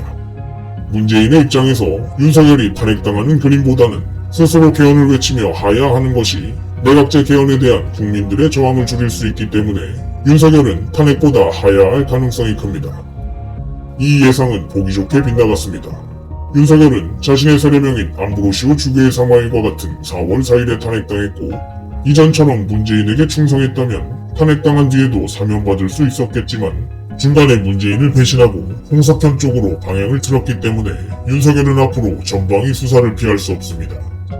내란죄로 사형수가 될지도 모르는 윤석열이 그나마 살 길을 모색하는 방법은 홍석현과 마찬가지로 자신이 끌어내렸던 박근혜 대통령의 복귀를 돕는 길뿐입니다. 중요한 것은 부정선거에는 많은 비용이 발생하고 부정선거를 들키지 않으려면 익숙한 사람, 익숙한 업체를 써야 한다는 것입니다. 아무리 중국이더라도 거대한 부정선거 자금을 지난 23년간 한국 내에서 들키지 않게 융통할 수 없고 선관위 채용비리 문제처럼 계속해서 믿을만한 사람에게 인수인계를 해야 하기 때문에 안정적인 대한민국 국적자여야 합니다. 전국적으로 치러지는 부정선거 범죄에도 나름의 노하우가 있을 것이므로 한두 번 왔다가는 외국인 초보자에게는 어려운 일이고 비밀 유지에 문제도 있습니다. 만에 하나 대한민국에 대한 중국의 부정선거 개입이 대외적으로 드러난다면 내정 간섭 문제로 비화되어 국제사회의 질타를 받아 미국, 대만, 일본에게 전 분야에서 명분을 지어주게 되고 심하면 미국과의 전쟁도 불사해야 하기 때문에 제 아무리 중국이어도 우리나라 부정선거에 직접적으로 개입하는 것은 리스크가 너무 크고 현실적으로 어려운 일이며 중국의 명운을 거는 일입니다. 그러므로 과거 김대중, 노무현, 문재인 정권이 중국에 약점 잡혀있던 상태였기 때문에 우리나라 부정선거에 중국인들이 부분적으로 개입했을 수는 있겠지만 부정선거의 주범은 반드시 내국인이어야 하고 천문학적인 금액을 운용할 수 있어야 하며 우리나라 모든 부정선거의 시작인 2002년 전자유표기 부정선거의 주범 김대중, 박지원, 신건, 이해창과 연결되어 있는 사람은 단 한 사람만 남습니다. 문재인입니다. 참고로 김정숙은 수억 원의 명품 옷을 오로지 현금으로만 구매했습니다. 김어준의 비번 논란. 최근 좌파 스피커의 대표주자인 김어준의 유튜브 채널에 대해 비번 논란이 일기도 했습니다. 쉽게 말해 채널의 조회수와 구독자 수를 최대 80%까지 업체에서 책임지고 올려준다는 것입니다. 유튜브를 살펴보면 조회수나 구독자 수에 비해 실시간 채팅과 댓글이 현저하게 적은 채널들이 있습니다. 유튜브, 인스타그램, 블로그 등에는 조회수를 조작해주는 어뷰징 업체가 실제로 존재하고 사전투표도 마찬가지지만 현재 우리나라에서 돈을 통해 조작이 가능한 모든 것들은 믿을 수 없는 상태입니다. 문재인의 금괴돈으로 완전히 더럽혀진 우리나라에서 유튜브 조회수나 구독자 수는 믿을 수 없고 보도 지침을 통해 한꺼번에 같은 뉴스를 쏟아내거나 단독 기사라며 거짓 기사를 뽑아내는 언론도 믿을 수 없습니다. 오로지 믿을 수 있는 건 집회와 시위 현장에 직접 나와 외치는 사람들의 목소리뿐입니다. 만일 문재인이 돈을 주고 시위꾼들을 부리더라도 들키지 않으려면 결국 한계가 있습니다. 문재인이 가장 두려워하는 건 자신을 사형시킬 수 있는 박근혜 대통령의 복귀를 외치는 대중들의 대규모 시위뿐입니다. 최근 3.1절 대규모 시위 이후 박근혜 대통령이 정치 행보를 보이자 문재인은 자신의 뉴탐사 채널을 통해 홍석현의 신복인 유영아를 견제하고 박근혜 정신 이상설을 다시 한번 강조하면서 교도관에게 오빠라고 말했다는 가짜뉴스를 퍼뜨리며 박 대통령의 정치 행보를 극도로 경계하고 있습니다. 다시 한번 말하지만 박근혜 대통령이 복귀하면 문재인은 반드시 죽게 됩니다. 문재인의 무기. 문재인의 계획은 부정선거에 대한 국민들의 분노를 키워 자연스럽게 중국으로 돌리는 것이고 그 어젠다에 미국이 힘을 보태게 만드는 것입니다. 트럼프의 미국이 강한 반중 노선이기 때문입니다. 문재인이 어리석은 계엄령으로 다 죽었던 윤석열의 지지율을 다시 키워주고 있는 것은 부정선거의 화살을 중국으로 돌리려는 목적과 이재명 일극체제의 한계를 주장하며 민주당 내에서 이재명을 쳐내기 위한 목적과 윤석열이 외치는 책임총리제 개헌을 우파 시민들이 자연스럽게 받아들일 수 있도록 만들려는 목적입니다. 문재인은 정반합의 귀재입니다. 내각제 개헌 또한 두 개의 진영으로 나누어 악역을 맡을 진짜 내각제 세력과 선역을 맡게 될 부드러운 내각제 세력으로 나눈 뒤 책임 총리제 부드러운 내각제는 마치 내각제가 아닌 것처럼 포장하며 최악을 피해 자악을 선택하게 만들 것입니다. 상대 진영의 반을 이용해 자신이 원하는 합으로 끌고 가는 것이 문재인의 특출난 장기입니다. 선관위 채용 비리 뉴스를 갑자기 띄우는 것 또한 마찬가지로 부정선거를 외치는 윤석열이 정이고 부정선거를 감추는 선관위가 반이며 이 둘을 이용해 개헌이라는 합을 향해 가기 위함입니다. 자신의 탄핵 재판을 받고 있는 윤석열은 아무런 의미 없는 이빨 빠진 호랑이기 때문에 선관위 채용 비리 뉴스를 이 타이밍에 모든 언론이 동시에 터뜨리는 것은 윤석열보다 위에서 나라를 주무르는 상황이 있다는 말입니다. 현재 윤석열의 지지율을 키워주고 있는 것은 문재인이고 이재명만 회유하고 나면 민주당 지지율 또한 다시 문재인의 것이 됩니다.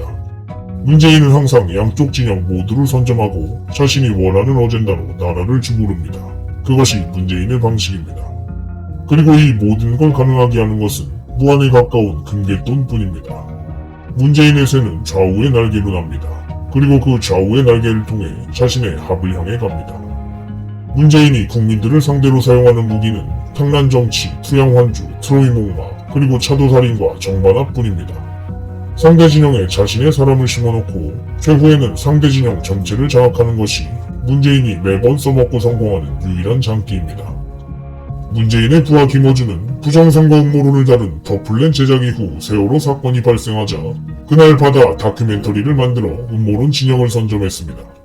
자신의 가장 감추고 싶은 범죄일수록 그 반대 진영을 장악하려는 문재인의 특성상 부정선거와 세월호 사건 모두 문재인의 범죄라는 강력한 반증입니다.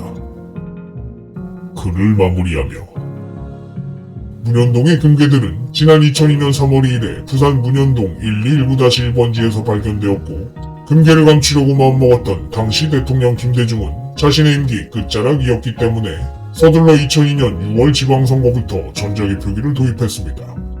그리고 그 전자기 표기를 통해 같은 해 12월 19일에 노무현이 전자기 표기 부정선거로 당선되었고 노무현의 임기가 시작하자마자 문현동 금괴들은 북한 김정일을 통해 중국 홍콩에서 세탁되어졌습니다. 이 과정에서 금괴를 두고 김대중과 노무현의 알력 다툼이 벌어져 노무현 대통령 탄핵 사태가 일어나기도 했습니다.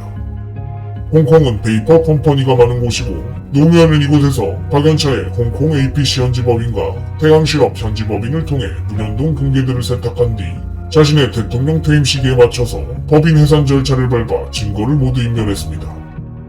이렇게 완전 범죄를 꿈꿨던 문현동 금괴 사건은 이명박 정권의 중수부 수사로 인해 박연차에 대한 검찰 조사가 시작되었고 노정현과 경연이의 매매 계약이 드러난 시점에서 권양숙은 추가 조사를 위해 2009년 5월 24일에 부산지방검찰청으로 출석을 통보받게 됩니다. 그리고 권양숙의 검찰 출석 하루 전날, 그러니까 범죄가 드러나기 하루 전인 2009년 5월 23일에 노무현이 사망하며 공소권 없음으로 문현동 금괴와 관련된 모든 수사는 중단되어 버렸습니다. 결과적으로 김대중이 전자기 표기 부정을 통해 노무현을 당선시킨 이유는 문현동 금괴들을 감추기 위해서였고 22년 뒤 윤석열이 어리석은 계엄령을 내린 것 또한 마찬가지로 내각제 개헌을 통해 문재인의 문현동 금괴들을 감추기 위함입니다. 우리나라 모든 악의 시작은 금괴에 눈이 멀어버린 김대중의 2002년 전자기 표기 부정을 통한 노무현의 당선에서부터 출발하고 그 김대중, 노무현, 선대 범죄자들의 유지를 받들어 이제 문현동 금괴 범죄에 마침표를 찍으려 하는 사람은 문재인입니다.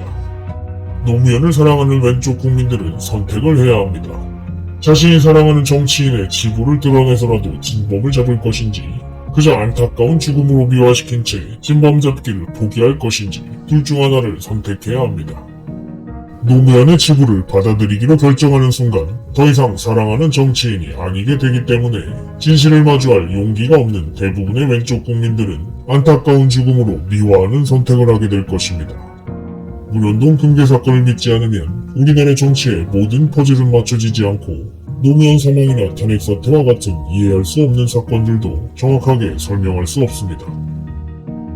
그 외 홍석현은 이재명의 유죄 판결을 대비해 정우성의 혼외자 기사를 준비했을 가능성이 있습니다. 김새를 눈치챈 좌파 언론사 디스패치가 테나시아보다 먼저 터뜨린 것으로 판단됩니다. 참고로 정우성 혼외자 기사는 이재명의 위진교사 선고일 하루 전에 보도되었습니다. 문재인이 여야 국회의원들을 통해 임기 단축과 4년 주임제를 밀어붙이는 이유는 총선과 대선의 타이밍을 맞추기 위함이고 부정선거 비용을 절약하기 위함입니다. 문재인은 책임 총리제나 분권형 대통령제의 성공 이후에도 완전한 내각제가 정착되기 전까지는 부정선거를 없앨 생각이 없습니다. 홍석현이 황교안을 건드리지 못하는 이유는 삼성 X파일 사건에서 홍석현을 무혐의로 만들어준 사람이 황교안이기 때문입니다. 당시 폭로의 당사자인 이상호 기자는 황교안을 믿어보자며 삼성 X파일의 특검을 막은 사람이 문재인이라고 저격했습니다.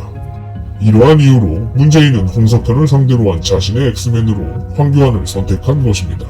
관련 영상 링크는 메모장 파일에 추가하였습니다.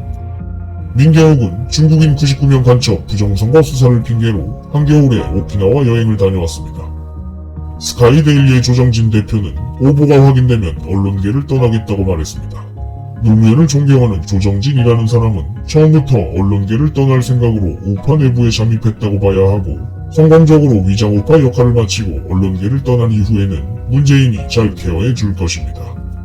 최근 스카이데일리의 조정진 대표는 지난 3월 말에 퇴사했으며 현재는 민경두 대표로 바뀐 상황입니다. 애국 우파 시민들은 트럼프와 미국에 의지하지 않고 스스로 일어나야 합니다. 미국은 미국 내부를 청소하는 데에도 바쁜 상황이고 미국의 입장에서는 한국도 중요하지만 중국, 일본, 북한, 러시아의 동북아 정세가 더 중요합니다. 문다혜의 고의적인 음주사고로 자신에 대한 비난 여론에 시선 돌리기에 성공했던 문재인은 비교적 언론 노출이 적었던 아들 문준영보다 문현동 금괴 사건에 직접적으로 개입된 딸 문다혜를 내각제 이후 정치인으로 만들어줄 가능성이 있습니다. 문희상의 조카이자 최근 부동산 매입자금 출처에 의혹이 제기된 배우 이한희 씨 또한 문현동 금괴 범죄와 관련이 있다면 사형을 피할 수 없습니다. 이재명에게 위진교사 1심 무죄를 준 김동연 판사를 욕할 필요는 없습니다. 판사도 일개 사람일 뿐입니다. 판사도 선후배가 있고 선배 판사들은 모두 부정선거 카르텔이며 문재인의 끈앞풀들입니다. 현직 헌법재판관 8명 중 6명 이상이 지역선관위원장을 겸직한 바 있습니다. 판사의 판결에 주변 사람이 영향을 미치지 않는다고 말하려면 우리나라의 정관예우 문제는 이미 없었어야 합니다. 김동연 판사도 마찬가지로 일개 사람이기 때문에 부정선거나 문현동 금괴 범죄에 연루됐다면 사형을 피할 수 없습니다. 문재인이 황교안, 민경욱, 바실리아 TV 등을 통해 자신의 부정선거 방법을 알리면서 스스로 무덤을 파고 있는 것을 보면 참으로 우스울 뿐입니다.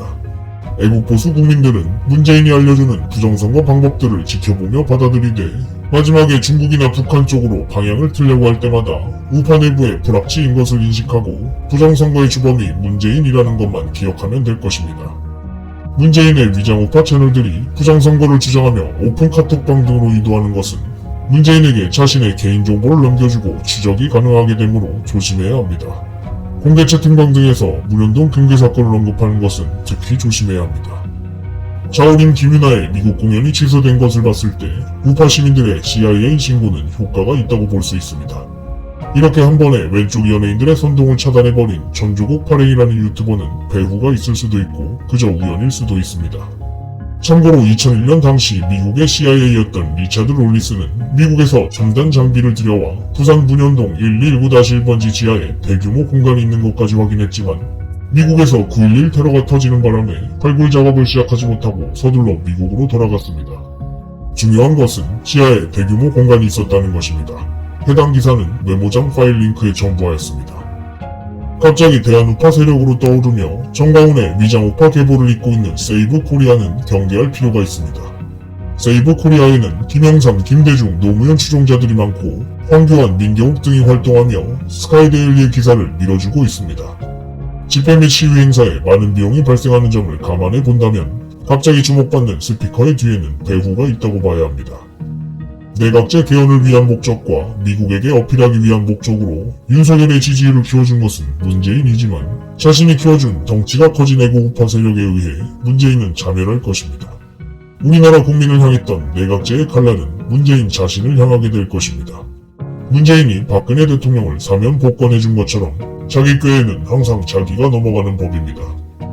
윤석열이 계엄령을 선포하던 당일에 부정선거 사태를 겪었던 키르기스스탄 대통령을 만난 것은 적당한 구실을 만들기 위함입니다. 키르기스스탄 대통령 자파로프의 방한 일정은 12월 4일까지였고 11년 만에 외국의 수장이 방한 중인데 계엄령을 선포한 것은 오히려 부정선거 따위는 없다고 엿먹인 행위와 같습니다. 문재인이 자신의 내각제 개헌을 목적으로 윤석열에게 부정선거 척결의 이미지를 만들어줬을 뿐입니다.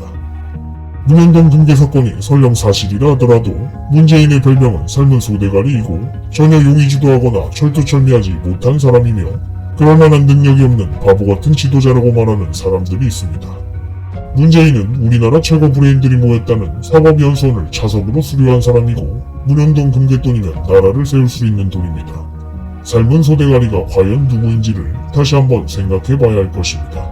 상대를 과소평가하면 반드시 패합니다. 문재인의 프락치인 황교안, 민경욱 등을 끝까지 믿는 사람들이 있습니다. 황교안, 민경욱 등이 그 오랜 시간 동안 부정선거를 밝혀내지 못했으니 이제 갈아치울 때도 됐습니다. 문재인의 내각제를 읽는 키워드는 책임총리제와 4년 중임제와 임기단축 개헌입니다. 책임총리제나 분권형 대통령제 같은 낮은 단계의 내각제도 결국 내각제의 다른 말일 뿐이고 계속해서 높은 단계의 내각제, 완성형 내각제로 변모할 것입니다. 문재인이 2024년 11월 25일에 위증교사 1심 무죄로 이재명을 살려준 이유는 홍석현을 압박하기 위해서였고 지금은 내각제 개헌을 위해 이재명을 압박하고 있습니다. 전 국회의장 김진표는 2024년 10월 14일에 캄보디아를 방문했습니다. 국민통합위원장 김한길은 2024년 11월 1일에 캄보디아를 방문했습니다. 캄보디아는 문현동 금괴 사건과 관련이 있는 나라이기 때문에 이들의 명목상이 아닌 실제 방문 목적을 확인해 볼 필요가 있습니다. 문재인과 김정숙이 뿌린 문현동 금괴 검은 돈의 규모가 실제로 얼마나 되는지 알 수 없기 때문에 우리나라의 물가 상승에도 반드시 영향을 미쳤을 것입니다. 드러난 돈만 100조 원입니다. 사진 자료는 영상 하단에 첨부하였습니다.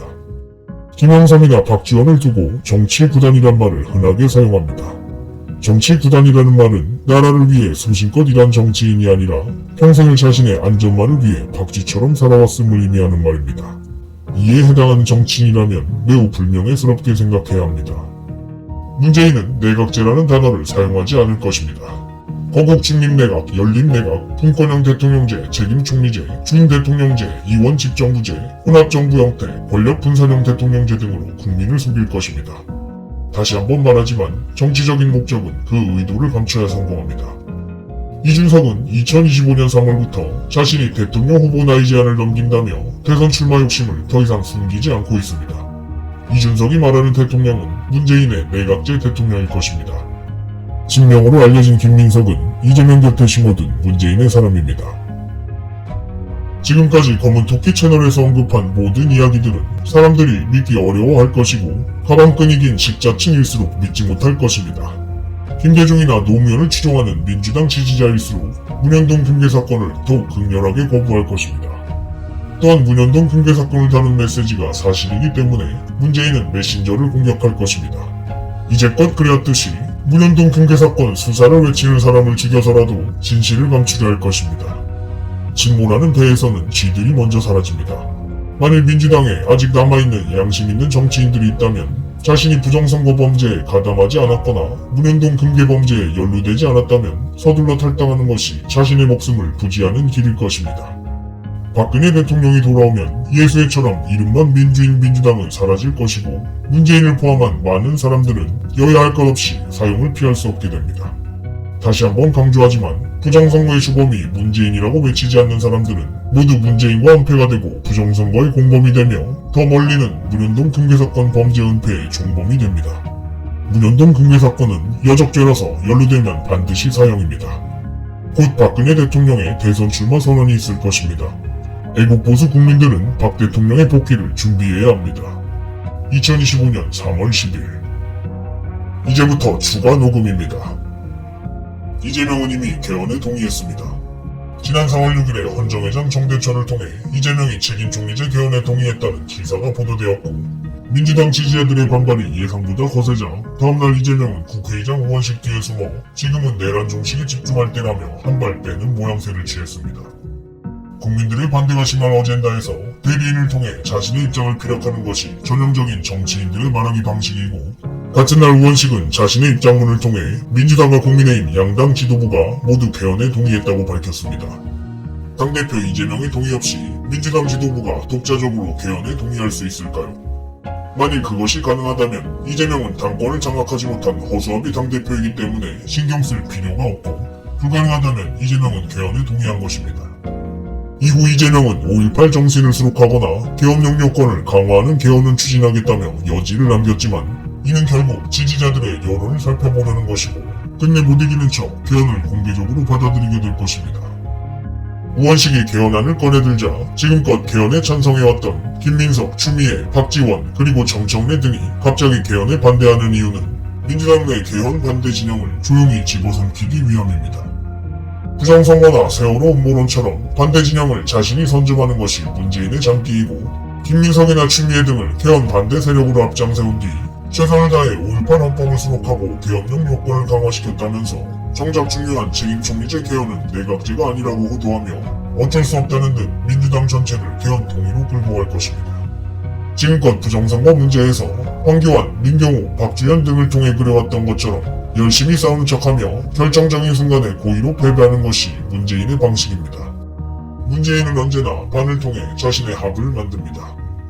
다시 이재명으로 돌아와서 이재명은 현재 남은 5개의 재판들이 줄줄이 대기하고 있고, 선거법의 경우 3심 대법원 판결까지 앞두고 있습니다. 개헌 찬성을 두고 계속해서 으름장을 놓던 이재명은 문재인과의 사법거래를 통해 최근 위진교사 1심 무죄와 선거법 2심 무죄에 이어 김만배 2심까지 무죄가 선고되었지만, 우리나라 사법부를 모두 문재인이 지고 있는 상황에서 이재명의 끝나지 않은 사법 리스크는 모두 문재인에게 약점 잡힌 것이나 다름없고, 만일 이재명이 도중에 다시 개헌에 반대하는 모양새를 보인다면 자신의 무죄 재판 결과는 모조리 유죄로 뒤집어질 것이며, 선거법 3심의 경우 대법원 확정 판결이 되어 조국처럼 감옥에 가게 될지도 모르는 상황입니다. 이재명은 현재 딜레마에 빠졌습니다. 이재명이 살기 위해서라면 절대 개헌에 반대할 수 없고, 그렇다고 개헌에 동의한다고 발표하는 순간 민주당 지지자들의 거센 역풍을 맞고, 심하면 자기 지지율의 절반 이상까지 등돌리게 되어 대통령 당선은 둘째치고 자신의 정치적 입지까지 흔들릴 수 있게 됩니다. 때문에 이재명은 대통령 선거가 끝날 때까지 겉으로는 개헌에 유보적인 입장을 취할 것이지만, 대선이 끝나고 나면 이재명은 개헌에 찬성하는 입장을 공식화할 것입니다. 다시 한번 말하지만 이재명은 이미 개헌에 동의한 상태고, 사법 리스크가 산적한 이재명은 문재인을 거스를 수 없습니다.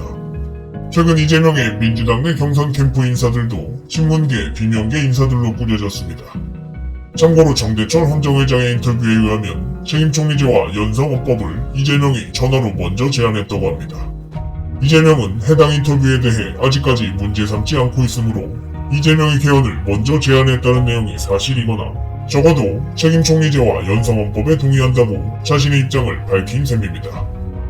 한간에는 이재명이 우원식과 짜고 개헌을 막기 위해 고의적인 쇼를 했다는 주장이 있지만, 우원식이 3일 만에 개헌 주장을 철회한 이유는 레드벌룬을 띄워 지지자들의 여론을 살피려는 목적과 사전투표 국민투표법 개정 때문입니다.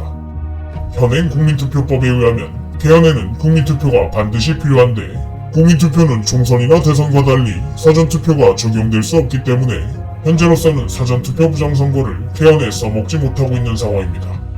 사전투표 부정선거 없이는 우리나라의 내각제 개헌은 절대로 통과될 수 없고, 그렇기 때문에 문재인은 개헌 과정에도 사전투표를 할 수 있도록 법 개정을 통해 바꾸려고 하는 것이고, 우원식을 통해 공론화시킨 것입니다. 이재명 또한 같은 날 우원식에게 동의하며 국민투표에 사전투표를 도입시키겠다고 밝혔습니다. 그리고 문재인이 이때까지 국민투표법을 건드리지 않은 이유는 자신의 최종 목표이기 때문에 이빨을 드러내선 절대로 안되기 때문이고, 문재인이 우원식을 통해 국민투표법 개정의 본색을 드러냈다는 것은 이제 우리나라의 내각제 개헌이 정말로 임박했다는 의미입니다. 다시 한번 말하지만 정치적인 목적은 그 의도를 끝까지 감춰야 성공합니다. 민주당 지지자들은 정신 차려야 합니다. 지금껏 자신의 진영이 이겼다며 사전투표 부정선거를 믿지 않았기 때문에 우리나라가 내각제에 낭떠러지 끝까지 밀려오게 된 것이고, 지금까지 사전투표 부정선거를 믿지 않았던 사람들이 우리나라를 내각제의 절벽 끝으로 몰아세운 것입니다. 다음 대통령이 누가 되건 내각제에 반대하는 박근혜 대통령이 당선되지 않으면 우리나라는 이제 절벽 끝에서 떨어져 문재인의 제6공화국 마지막 사전투표 부정선거를 통해 내각제가 시작될 것입니다. 마지막으로 이재명은 최근 개헌에 동의하면서 문재인에게 완전히 꼬리 내렸기 때문에 우리나라에서 다음 대통령이 누가 되건 이제 의미가 없습니다. 6월 3일에 치러질 대통령 선거 이후 국회는 곧장 다시 개헌 정국으로 들어갈 것이고 이재명이 동의했다는 정대철 헌정회장의 책임 총리제와 연상헌법이 도입되면 총리는 국회에서 지명하고 국내 정치의 실정은 모두 총리가 쥐게 되기 때문에 이재명이건 아니건 다음 대통령은 외국 정상들과 악수하며 사진이나 찍는 속된 말로 바지사장 식물 대통령 얼굴마담에 당선되는 것뿐입니다. 연상헌법이란 국민투표 없이 국회의원들끼리 모여서 헌법을 쉽게 바꿀 수 있도록 만드는 것을 의미합니다. 다음 대선에서 박근혜 대통령을 제외한 그 누가 당선되더라도 우리나라의 내각제 개헌은 진행될 것이고 부정선거 세력은 여전히 문재인이 지고 있으며 사전투표가 있는 한 우리나라 대통령은 문재인이 정합니다. 참고로 황교안은 이미 지난 2020년 1월 22일에 영등포 미래한국당 당사에서 제왕적 대통령제를 막겠다며 개헌을 추진하겠다고 밝힌 바 있고 최근 개헌 논란에 대해서는 조용히 입 다물고 있습니다. 또한 최근 황교안이 홍석현의 사람인 김기현을 저격하며 국민의힘의 모바일 투표 K보팅 시스템을 문제 삼고 있는 것은 지난 2021년 이준석 당대표 때와 마찬가지로 황교안 자신이 국민의힘 당대표가 되어야 민주당과 국민의힘 양쪽 진영 모두를 문재인이 컨트롤할 수 있기 때문입니다. 모바일 투표를 저격하고 있는 황교안은 본인 스스로가 2019년 2월 27일 일산 킨텍스에서 모바일 투표 부정선거를 통해 자유한국당 당대표에 당선된 사람이고 김기현이 당선된 지난 2024년 국민의힘 전당대회에서는 선거 결과 승복 서약서에 동의한 뒤 당대표 경선에 출마한 사람입니다. 부정선거를 외치겠다는 사람이 부정이 발생할 것을 뻔히 알면서도 당대표가 되겠다고 출마한 것입니다. 박근혜 대통령의 등에 칼을 꽂았던 황교안이란 사람은 모순을 빼면 존재할 수 없습니다. 마지막으로 황교안이 부정선거 핑계를 대며 국민의힘을 탈당하고 무소속으로 대선에 출마한 이유는 보수표를 분산시켜 민주당을 당선시키기 위함입니다. 황교안은 문재인이 원하는 대로 이재명 또는 민주당의 집권을 바라고 있고 다시 한번 말하지만 황교안은 문재인의 사람이고 내각제 세력입니다. 윤석열이 다시 대선에 출마할 수 있다며 윤 어게인을 외치는 것은 문재인에게 놀아나는 것입니다. 애초에 지지 기반이 없었던 윤석열의 정치 생명은 이제 완전히 끝났고 법적으로도 불가능하며 대선까지 남은 한 달 반의 기간 동안 우파 시민들을 윤석열이라는 울타리 안에 가둬두려는 것입니다. 참고로 윤 어게인의 팻말 디자인은 세이브 코리아의 스탑 더 스틸 퓨어 디자인과 같으므로 윤 어게인을 주도적으로 밀고 있는 세력 배후가 있다고 봐야 합니다. 추미애가 갑자기 이낙연이 전두환을 칭송했다고 비판하며 대선을 앞둔 시기에 고의적으로 띄워주고 있는 것을 볼 때 문재인이 이낙연을 위장우파로 침투시킬 계획이거나 차기 내각제 총리로 키워줄 가능성이 있습니다. 이전 팟캐스트에서도 언급했지만 추미애는 자신의 아들 국문제로 문재인에게 약점 잡힌 것으로 추정되고 이낙연은 원래 문재인의 사람이었습니다. 참고로 추미애는 김대중과 노무현의 금계를 두고 벌어진 대통령 탄핵 사태에서 김대중의 편을 들며 노무현 탄핵에 앞장섰던 인물입니다. 노무현, 박근혜, 윤석열, 우리나라의 모든 대통령 탄핵 사태는 모두 문현동 금괴 사건에서 비롯되었습니다. 민주당이 외치고 있는 민주주의는 황금 만능주의이고 물질 만능주의이며 금괴 만능주의입니다. 민주당 손혜원 의원의 동생 소년씨가 자신의 유튜브 방송에서 문현동 금괴 사건을 저격한 뒤 필리핀에서 사망하고 유서를 남겨 자살로 처리됐다는 이야기가 있습니다. 자세한 내막은 조사해봐야 할 것입니다. 참고로 손혜원 전 의원은 문재인의 부인 김정숙과 숙명 여중여고 50년 지기 친구 사이이고 문현동 금괴 사건을 알고 있을 확률이 매우 높습니다. 우파 내부에서 문재인의 사람을 구별하는 방법은 박근혜 대통령의 복귀를 주장하는지와 문현동 금괴 사건을 사실이라고 말할 수 있는지 이 두 가지입니다. 둘 중 하나라도 외칠 수 없다면 위장우파 문재인의 프락치라고 봐야 합니다. 참고로 국회의원 중 상당수는 문현동 금괴 사건을 이미 알고 있습니다. 우리나라 정치의 진실을 보려면 첫 단추를 잘 꿰야 합니다. 똑똑한 사람, 영향력 있는 스피커는 많지만 부정선거를 믿지 않으니 그 다음 진실들이 보이지 않고 문현동 금괴 사건을 믿지 않으니 자꾸 다른 곳에서 이유를 찾으며 진실을 보지 못하고 있는 것입니다. 우리나라 정치의 모든 진실의 시작은 문현동 금괴 사건을 믿는 것에서부터 시작됩니다. 문현동 금괴 사건의 진실은 세 단계를 거칩니다. 처음에는 조롱당하고 그 다음에는 진실을 외치는 사람들을 탄압하며 강력한 저항에 부딪힙니다. 그러나 마지막에는 언제나 알고 있었던 것처럼 명백한 사실로 여겨지게 될 것입니다.